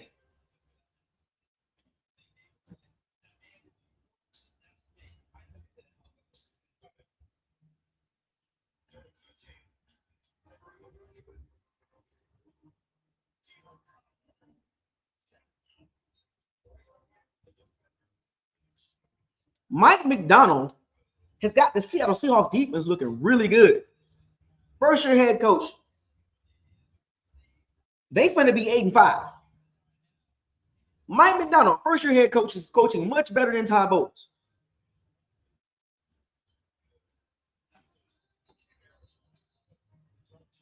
Yeah, the Bears, man, my God, it wasn't Justin Fields' fault. They cried for Caleb Williams. You got Caleb Williams. They was 4-2 at one point, and the wheels fell off. So it was not Justin Fields' fault. It was not Justin Fields' fault. Just the Bears organization, man. They should have fired Matt Eberflus before the season started. They should have fired him back in March, February timeframe. Why did they keep Matt Eberflus? I don't know why. And I said it was a terrible idea. Sterling Shepard is the best of the worst. Of course he gonna look like that against the Raiders, man. Come on, CJ, tighten up, man. It's the Raiders secondary. Oh yes, shout out to Sterling Shepard, the best of the worst. That ain't saying much. The best of the worst. Because where is this at in the other games? He always doing some boneheaded play. He's illegal picking behind. He always illegal picking somebody. Dropping balls, running the wrong route. He always doing something goofy.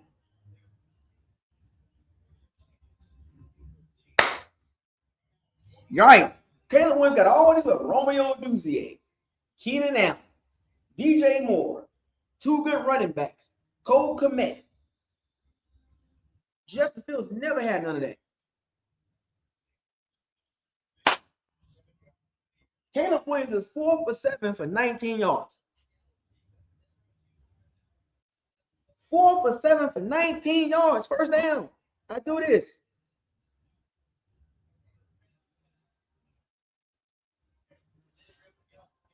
Breaking news.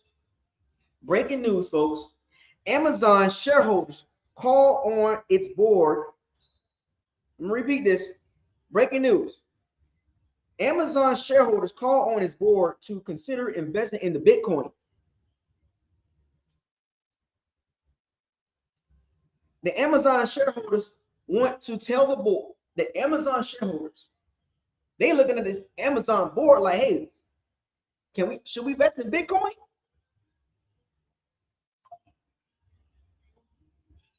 Should we invest in the Bitcoin? The Amazon shareholders like, man, what's up? Everybody investing in the Bitcoin, but what's up with us? Why are we not in it?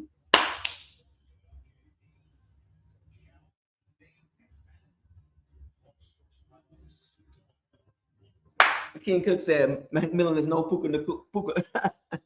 Okay, resign Chris Godwin. That's fine. Go ahead and resign it. That's cool. Then what? How you gonna build your defense up? I'm all for it. Resign Chris Godwin. But what about your defense? I'm just curious. What about your defense? Resign Chris Godwin for $25, $26 million a year. What about your defense? You gonna continue to keep drafting there unless you get a Jared Verse and a Braden Fisk in back-to-back rounds, then what are we doing?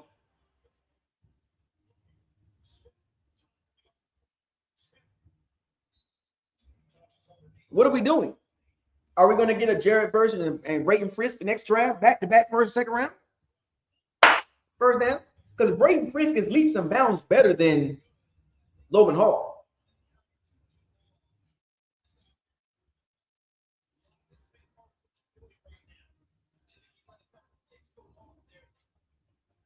That's one thing I would say. Braden Fisk is way better than Logan Hall. Jared Verse is way better than Chris Braswell and Yaya Diaby combined. It's not even close. The Rams D line is 10 times better than the Bucs D line.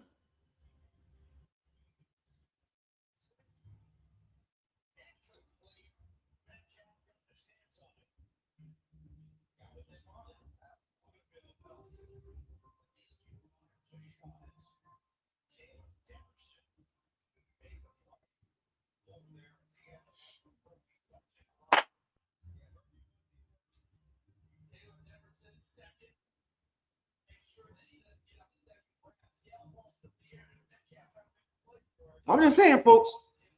One thing I do know, the Rams D line is 10 times better than the Bucs D line. And until the Bucs figure that out, we're gonna struggle. We're gonna be limited. We're gonna win some games, might win the playoffs, might upset the first round, but that's it.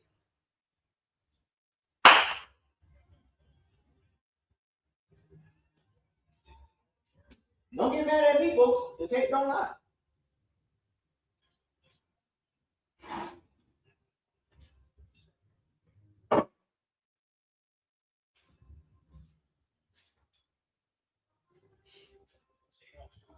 The Bucs need a cornerback, they need linebackers, they need D-line, and the Bucs are winning because of the offense.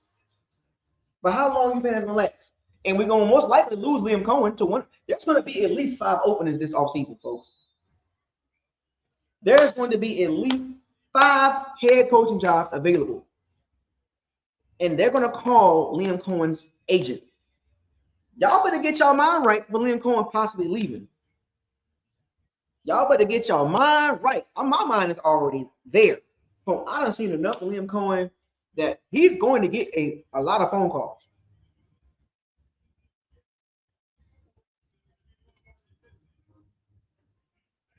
Don't get mad at me.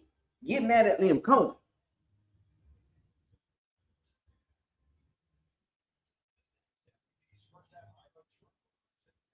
Watch what's going to happen with Liam Cohen. Y'all don't believe me? I said it first. He on BucosLocker.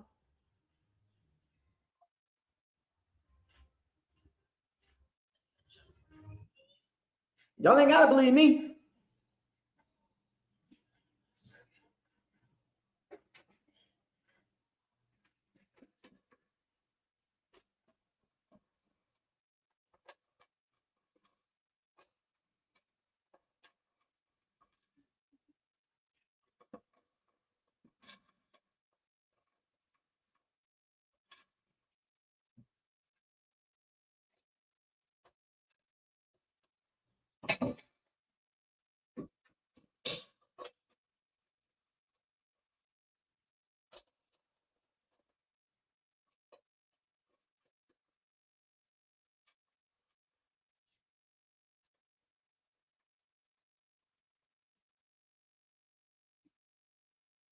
You ain't got to believe me.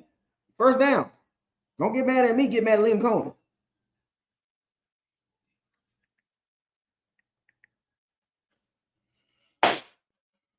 Anyway, we got about 5 minutes left.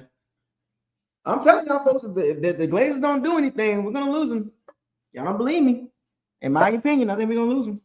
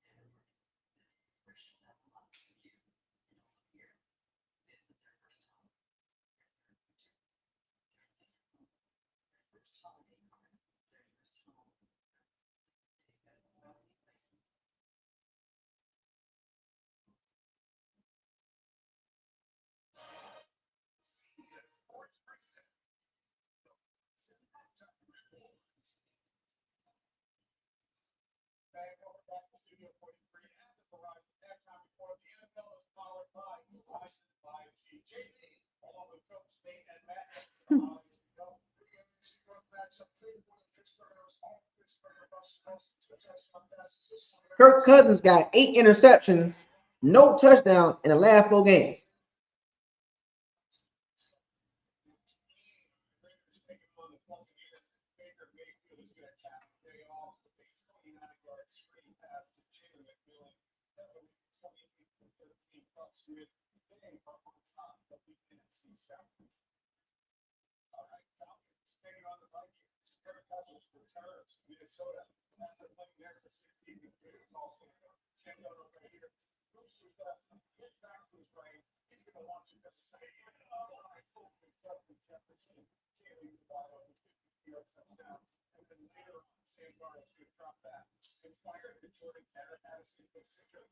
Zero touchdowns, 8 interceptions.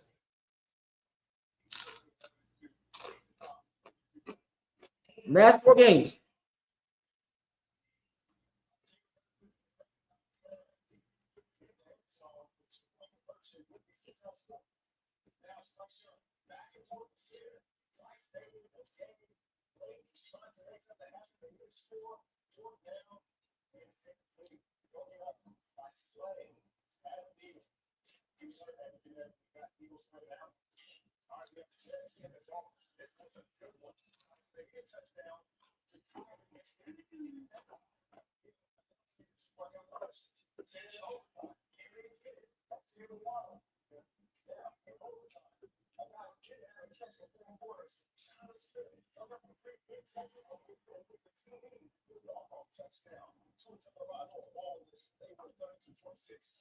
Kirk Cousins got $150 million. 0 touchdowns, 8 interceptions.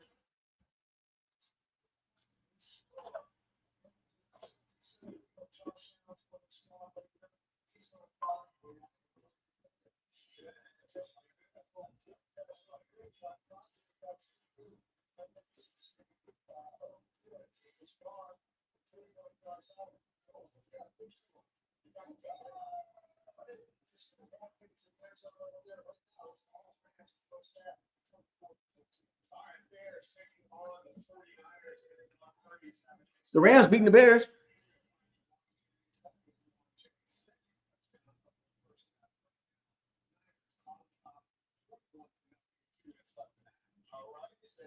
Well, if he wins out and makes the playoffs postseason, then that's good. Then my thoughts will change.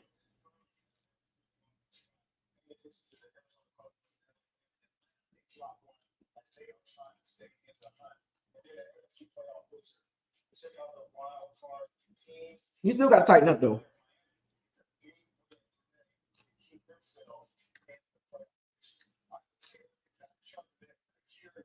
Kirk Cousins got $150 million.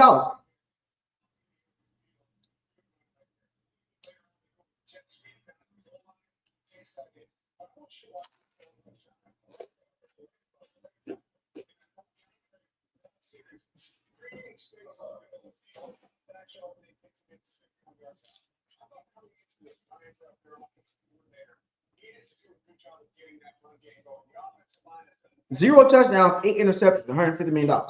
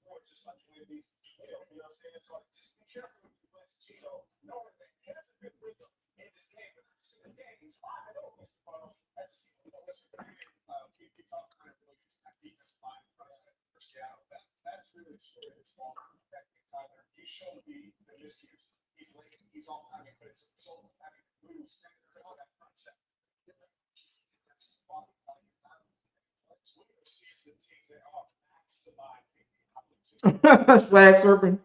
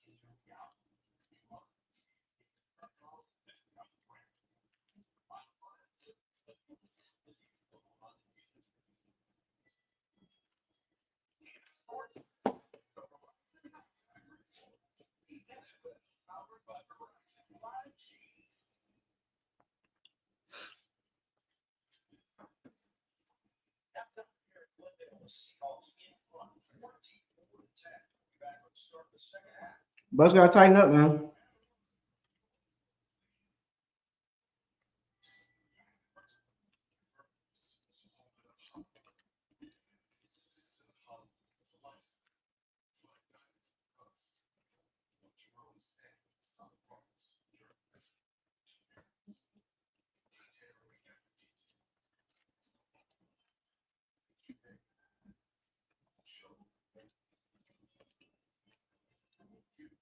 Congratulations on the win, but the Bucs gotta tighten up. You know it. Kirk Cousins, man.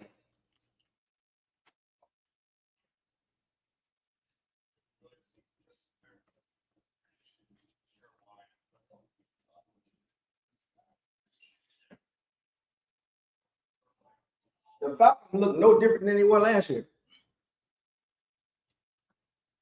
But they'll win more than 7 games.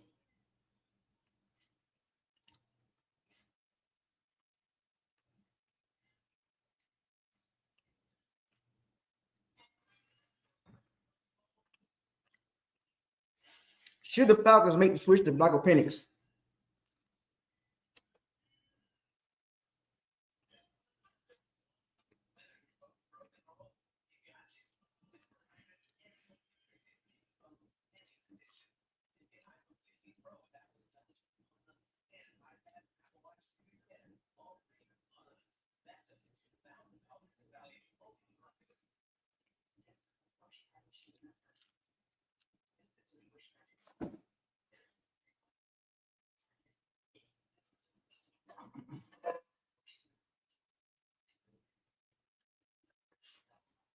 Or McVay? McVay a beast.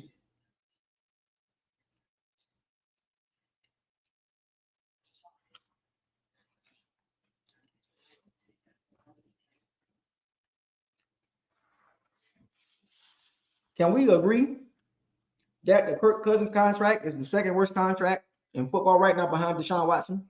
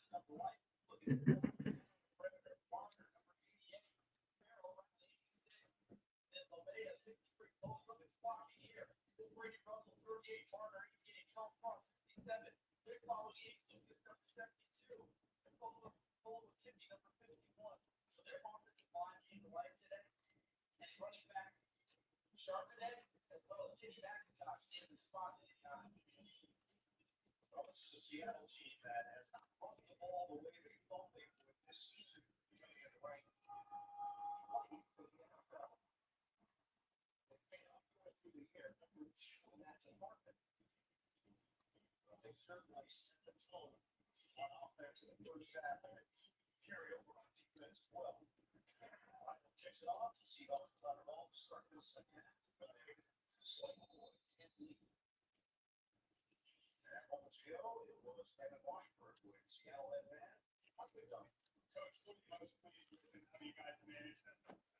Kirk Cousins got 16 interceptions and 12 fumbles.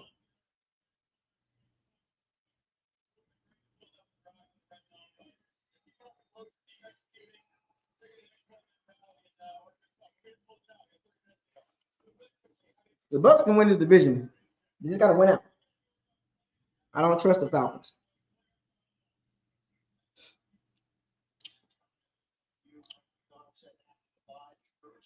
Kirk Cousins is the reason why the Falcons fell apart.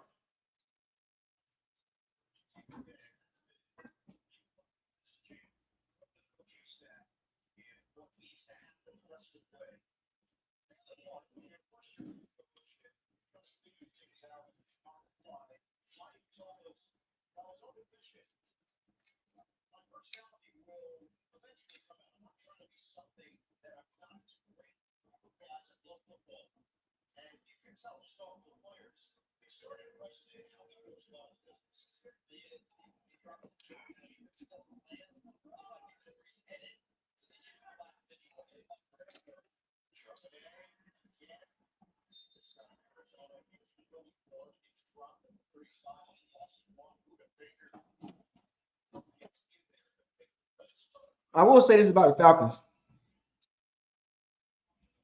I did say they'll win more than 7 games. That's going to happen. They went 7-10 with Desmond Ridder. In my opinion, they're going to win more than 7 games. If the Falcons win next week and the Bucs lose next week, the Falcons go back to first place, even though they're 7-7 together.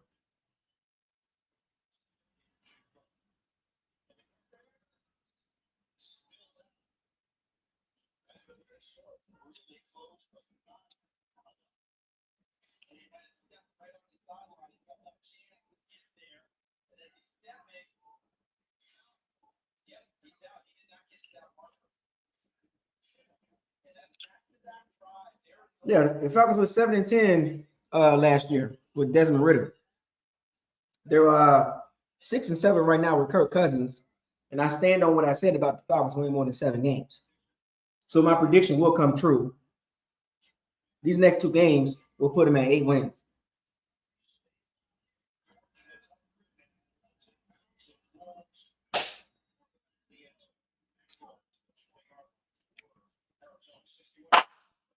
I think Baker got what, 13, 14 picks? 28 touchdowns, about 13 picks.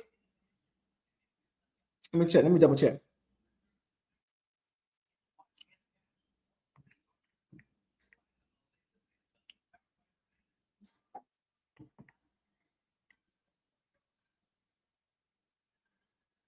$13.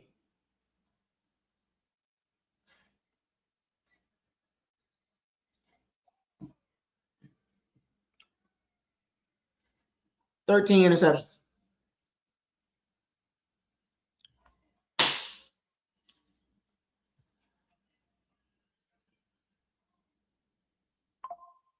Well, Baker proved today, what the Bucs defense proved today against a bad defense, that you can win games in spite of your quarterback turning the ball over.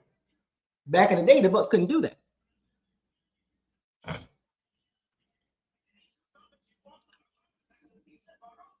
Baker Mayfield today played a okay game despite the turnovers. But the Bucs were able to win this game in spite of the turnovers.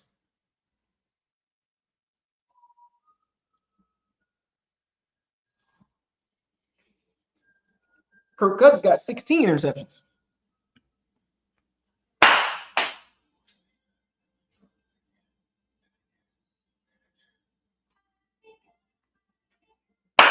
I think Baker ended up with about 17 picks, 15 to 17 picks.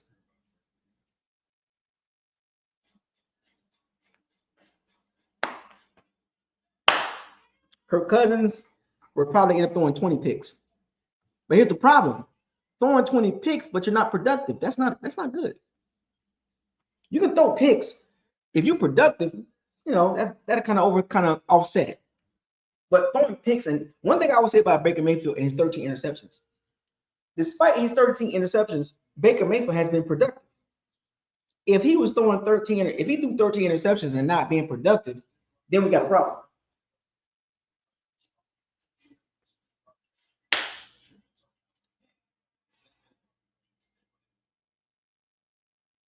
The Bucs have beaten 3 teams in a row that will be picking in the top 7 or top 10. The Raiders and Giants will be picking in the top 3. The Panthers will be picking in the top 8. Beating those teams, confidence building wins.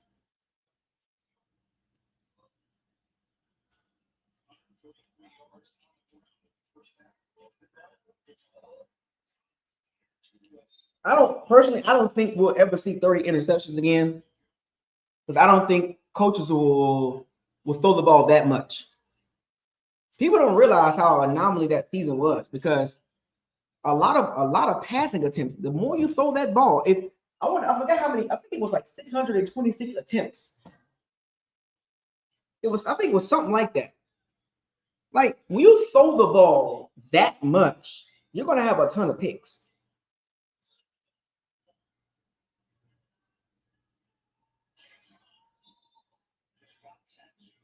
If you keep chucking the ball around, you're going to have picks. It's a proven fact.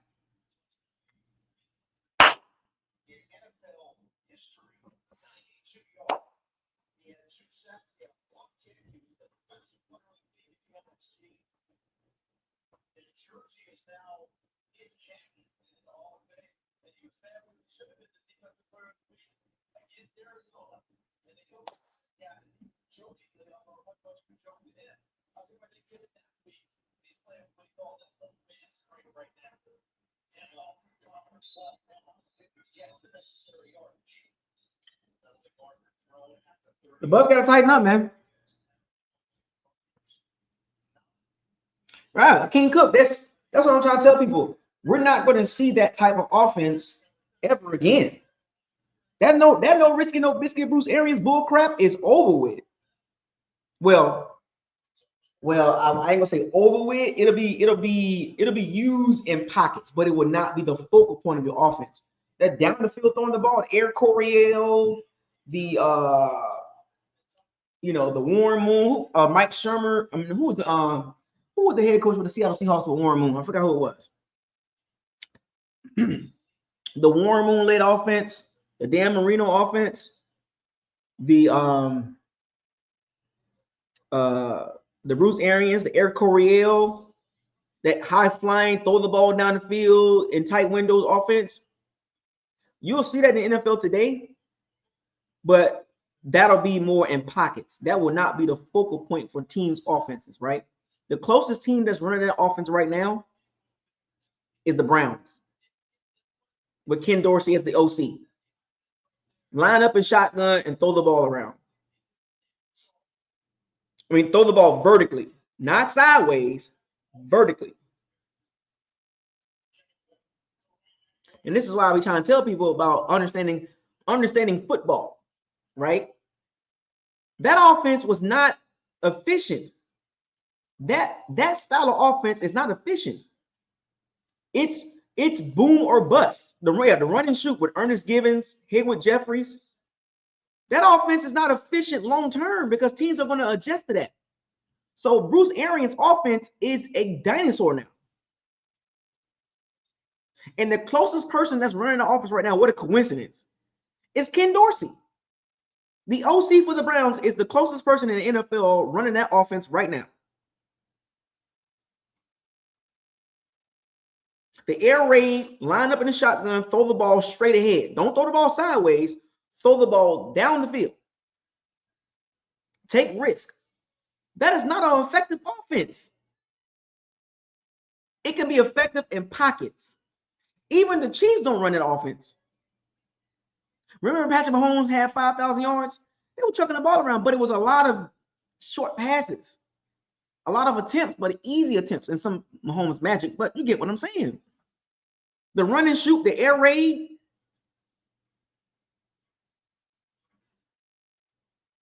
That's a hard offense to run. You got to have a big arm. Ken Winsenhunt, yep. That's another guy. That's a dangerous offense to run, folks. When you constantly chucking that ball around, oh my gosh. You asking your quarterback to be perfect every throw. That's not how the NFL works. That's why Baker Mayfield was struggling sometimes because he's chucking the ball around. But when you get that ball out quick, when you make those easy throws, it makes your O-line look a lot better. It frustrates the opponent's D-line. Yeah, Eric Coryell, Ken Winsenhunt, Marty Schottenheimer, Bruce Arians. Terrible offenses right now. Ken Dorsey. You know the reason why Ken Dorsey is like the last of the Mohicans. Ken Dorsey is the last of the air raid, spread, throw the ball around offense. Ken Dorsey, and I was looking around the league, and I'm trying to find out where is the OCs doing this type of offense. Ken Dorsey is the last one. Yeah, the Mike Martz, the Marty Schottenheimer, the Mike Martz, the Ken Winsenhunt, the Bruce Arians, the Eric Coryell, the Houston Oilers coordinator back in the day.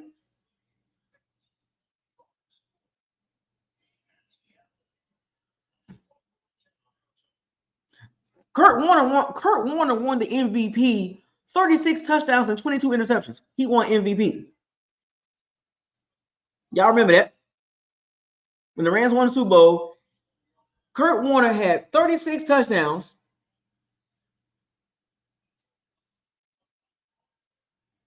22 picks. 36 touchdowns, 22 picks. He won the MVP. Because the Rams offense was high flying. Up and down the field, you couldn't stop him. Marshall Faulk, Torrey Holt, Isaac Bruce.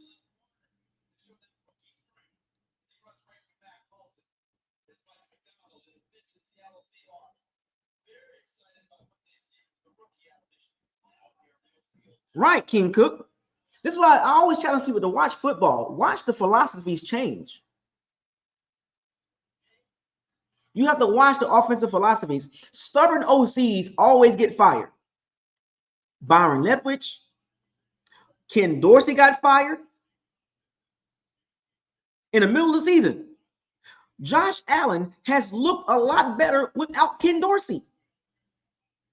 The Bucs offense has looked a lot better without Byron Leftwich. Why do you think Ken Winsenhunt is not in the league no more? Ken Dorsey is on his way out the league.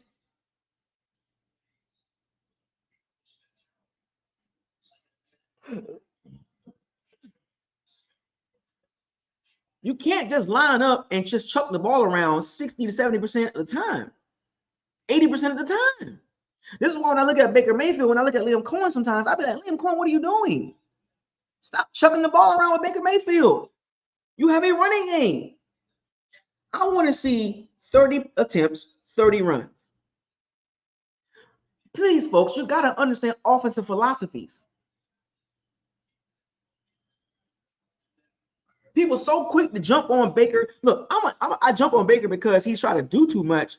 But Baker, the best version of Baker Mayfield is in a balanced offense.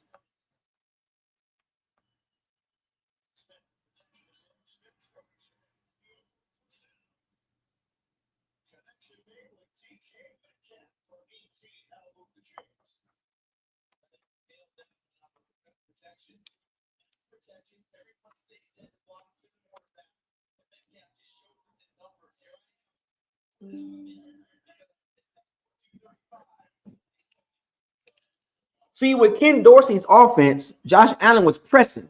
He was pressing to do too much. Every time, if you go back and watch the Buffalo offense, watch that style of offense. Josh Allen was pressing. When Ken Dorsey was the offensive coordinator, Josh Allen was pressing like crazy, chucking the ball around all day, and Josh Allen turnovers was way high.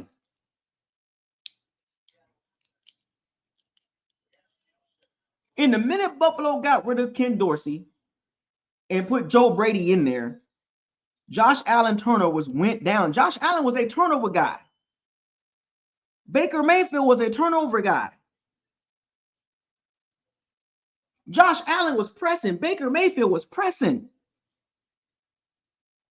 Because they felt like they got to do too much. They got to carry the offense. But you put them with the right coordinators. You put quarterbacks with the right coordinators, right head coaches. They look different. It's a proven fact.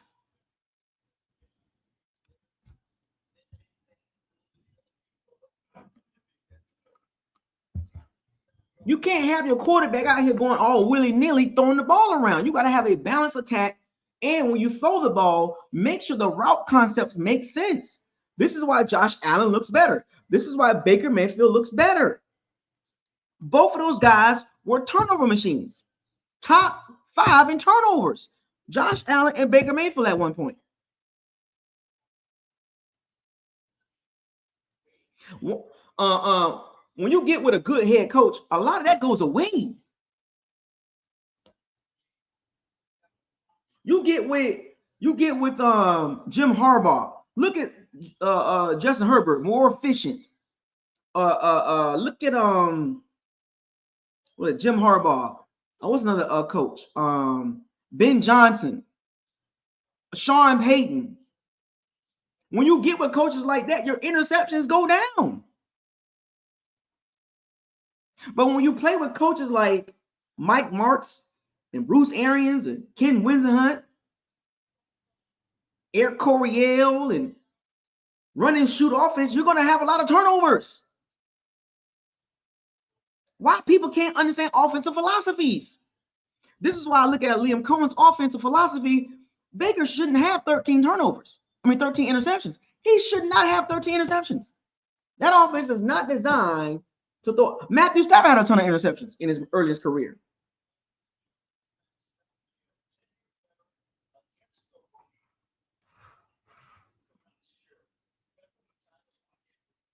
Matthew Stafford had a ton of turnovers before he got with Sean McVay. Shout out to Liam Cohen, man. Let's talk about the Bucs defense right quick. The Bucs defense, man. Oh my gosh, man. What are we doing here? What was over the D line, man? Anybody know? Anybody? My gosh. D line was just struggling out there.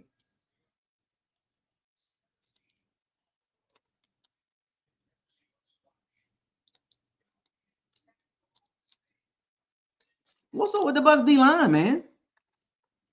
Anybody got anything for that? Does anybody got anything? Hey, King Cook, man. People don't watch football how they should be watching football. That's why, I appreciate the love he's showing me, man, because I can talk football philosophies and quarterbacks all day. People only see numbers, but they don't look at the philosophy.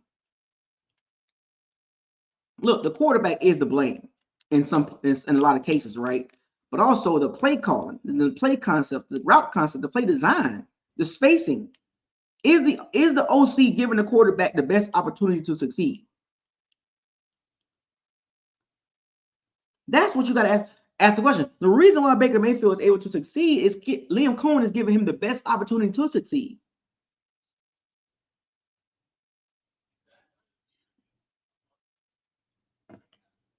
In spite of Baker Mayfield's shortcoming, he still looks good in the offense. Now back to this defense. What's going on with the D-line, man? Braswell, what we doing with that? Is Braswell another one of those Noah Spence picks, man? Like, they ain't gonna make it. Y'all remember Noah Spence? Because Braswell, man, it's too many rookies out here doing something, man. It's like, come on, Braswell, tighten up.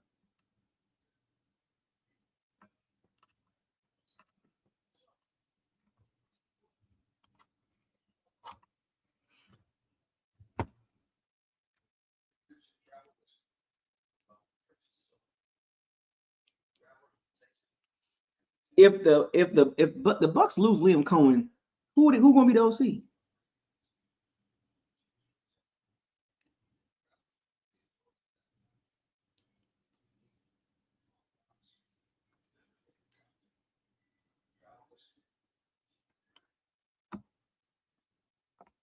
Bucs D line, man, all season long, man.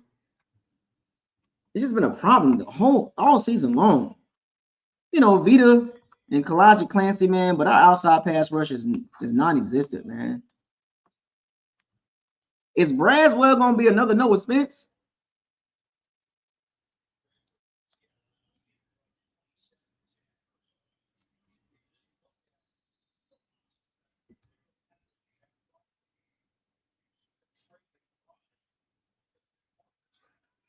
I'm just curious, folks. What y'all think about Braswell, man? Is he gonna be a Noah Spence or a Cleveland Farrell?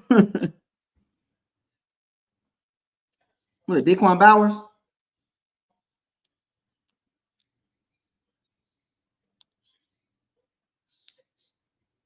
The Bucs need a pass rush so bad, man. They do. The Bucs couldn't blitz that much this game. They blitzed a little bit, but they couldn't blitz too much. Winfield Jr. hurt. We got Tyke Smith back, but Winfield Jr. hurt now. And why can't we get DBs to catch the ball?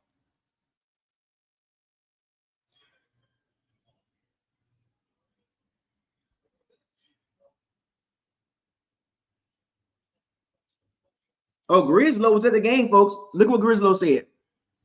Grislow was at the game, folks. Grislow was at the game. So when you're at the game, you see things a lot different from TV because you can see the whole field like live. And you can see like the whole play design. Like you can see, man, he's open. He's open. What's going on? What's he holding the ball? When Baker get past that second read, boy, he get jittery.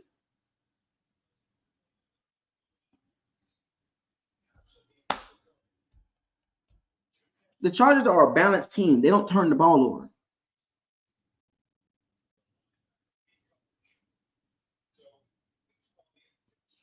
Grislow was at the game, folks. He giving y'all some updates. Mike Evans was getting frustrated on the sideline. I mean, this is Grislow, one of my OGs. He's been with me for years. He's been going to the games for years. I got to go to a game with Grislow, too, when I get down to Tampa. We got to get to a game, Grislow.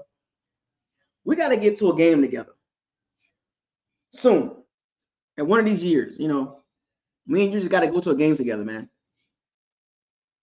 So we can sit and watch football and talk real football.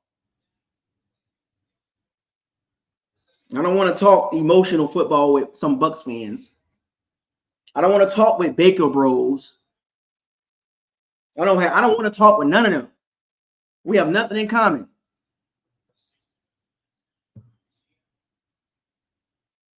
Because you think about football with your emotions. I don't. I'm going to give you the black and white, and I'm going to give you some of my opinions, but mostly black and white. And once again, you're going to say, you're right, but because you're going to try to downplay my facts. to make your narrative, your feelings make sense. You right, Buckos. You right. I know I'm right. So don't try to downplay it.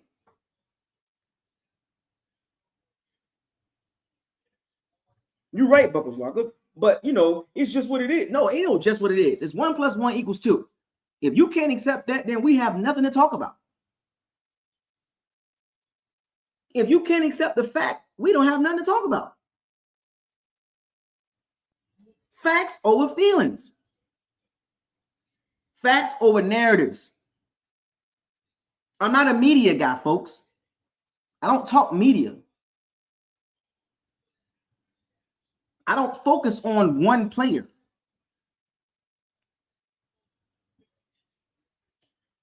Like some of the media members will focus on one player. Or some of the media members and some of the fans will ignore their favorite player's shortcomings.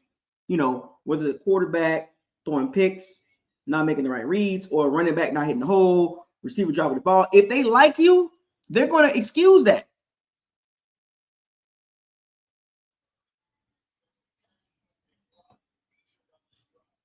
I don't excuse anything.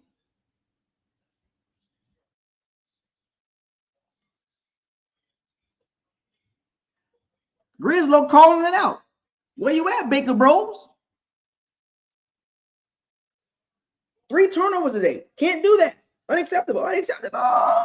Unacceptable. Don't want to hear it. But see, when you talk to a Baker Bro about the turnovers, they're going to justify that with 3 touchdowns and the 295 yards. They're going to be like, oh, don't worry about that. We won the game. Don't worry about that. It's not the point of us. We won the game. It's the point of it's a problem.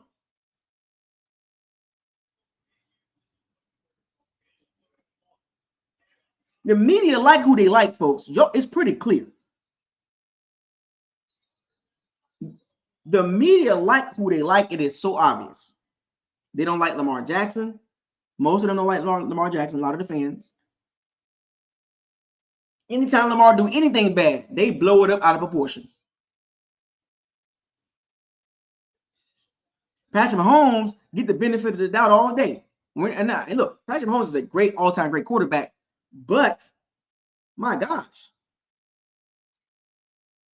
the D-riding by some of these media members and these fans of their favorite player when their favorite player messes up, the D-riding is crazy. But let it be somebody they don't like. If the media don't like you and you mess up, receiver, quarterback, running back, cornerback, if they don't like you, they're going to fry you. That's called media narratives.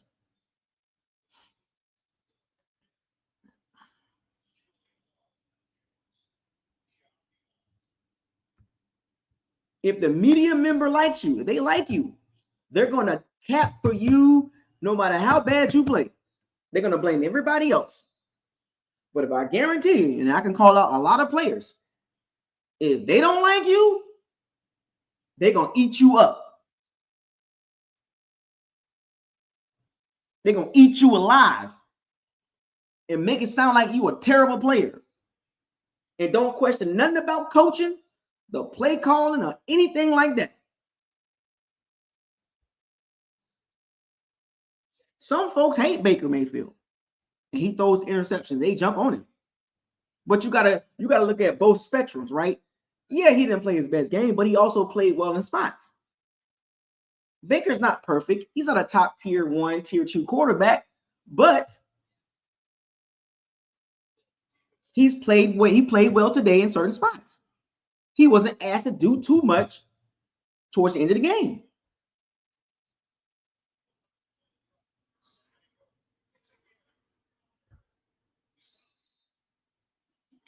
Yeah, Britt O'Neill, that's true. When Goff threw the ball 55 times, the media just cried their eyeballs out. Why didn't they run the ball with a top 5 O-line? Brent, you also right about the other thing, the other quarterback, our former quarterback. It's too easy. 58 times and nobody asked about the running game. Nobody asked about it. Nobody asked about that running game. But when Jared Goff threw the ball 55 times against us, They were crying for the running game. Crying for Jared Goff. You got to give Jared Goff a running game. You got to give Jared Goff a running game. When the media likes you, they shift the narrative. 58 times is crazy with no running game. Throwing the ball 58 times is insane. You're predictable now. You run 74 plays and 58 of them are throws. Interception is going to happen. It's football 101. Forget the name, forget the who at quarterback. Any quarterback that throws the ball that much, you're bound to make mistakes. Insane, Brent. Insane. I watched so many games today, and I was looking at that game. I was like, goodness God, like, Ken Dorsey, what are you doing? Ben Johnson, when we played the Lions early season, I was looking at the game. I'm like, Ben Johnson just keep chucking the ball around. 55 attempts. Remember when Jared Goff had 5 interceptions one game?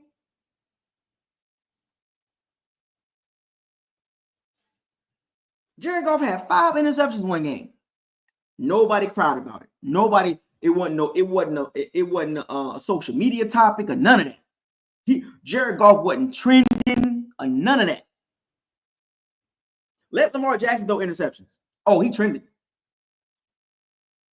Let Josh Allen throw interceptions. Oh, he trending. Patrick Mahomes throw interceptions. Oh, he not trending. Nobody cares.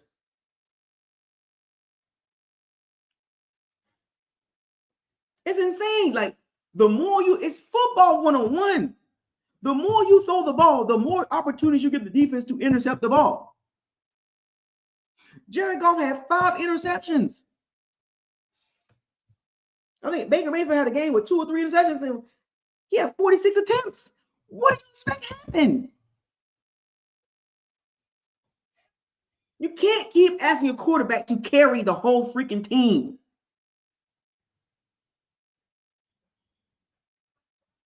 You can't do that.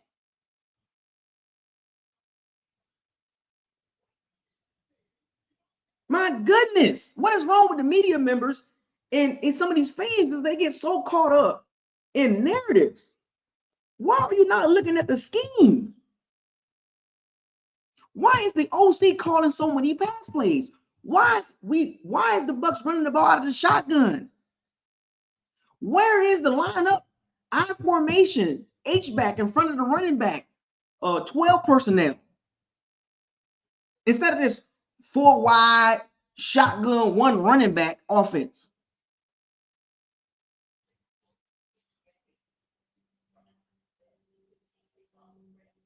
Two or 12 or longer. It's a lot of quarterbacks they don't like. They just don't like it. And Tua's not a bad quarterback. He's average at best in my opinion, but he's very accurate between 0 and 8 yards. But you got to give these quarterbacks help. 70% of your plays should not be throws. That is a bad, poor coached offense. Go look around the league, and I want to see. What's the percentages of teams throwing the ball over 60% of the time? What's their record? It's stupid.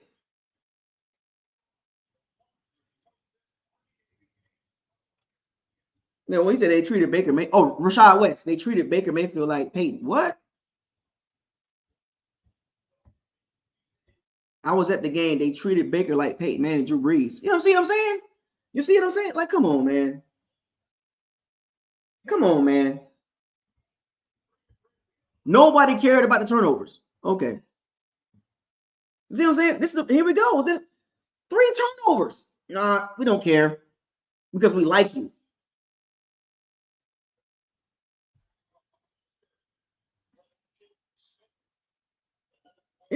It's crazy, man. It's crazy how narratives get stuck on receivers, running backs, quarterbacks.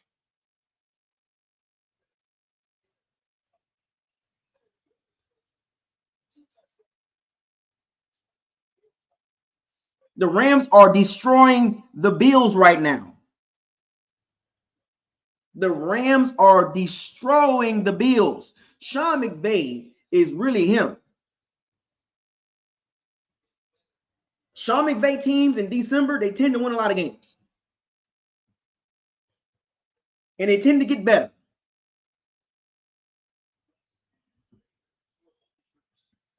Anyway, shouts out to all the Pirates Sea Bandits. Thank y'all for joining an episode of BucosLocker.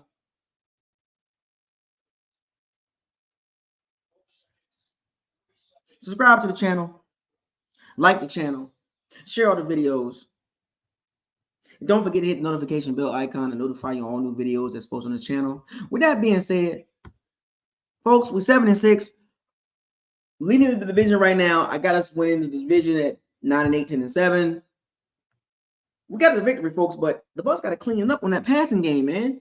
Baker Mayfield, 3 turnovers. Man, come on, man. Shout out to Rashad West. Shout out to Sean Tucker. Shout out to the Bucs O-line. Okay.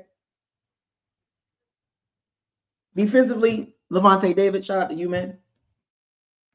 Keep doing your thing, man. Keep leading that defense, man. Struggling over there. And salute to all of my Pirates Sea Bandits. Grislow, $2 super chat. Every time Mike caught a ball on a drive, we scored. There you go. When Mike Evans don't get no touches, we don't go nowhere.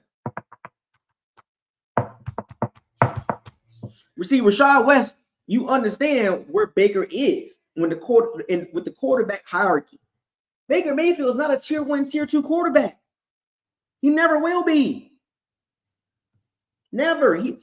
Baker Mayfield has a high floor, low ceiling.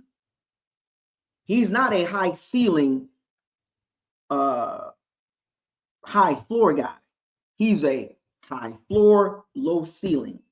Not a high ceiling, high floor, or high ceiling, low floor, which is a boomer bust. He can get you some wins and then here and there, but when you ask him to do something to be highly productive in some, all right. Baker Mayfield's never been highly productive in his career until this year. This might be his most productive year to date. After how many years?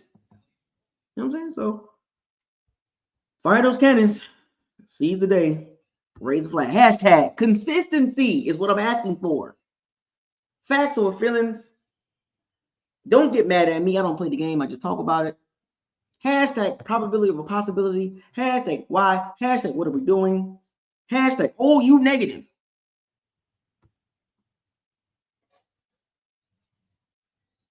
Hashtag come on, man. Hashtag tighten up. BucosLocker signing out. Enjoy the rest of y'all night. I'm out. Study mode. Crypto. Get your crypto bags ready. Alt season's around the corner. I'm locked in. Don't bother me. I'm out. Oh yeah, hashtag what did your eyes tell you? Right. Lock in. Hashtag lock in. Tighten up.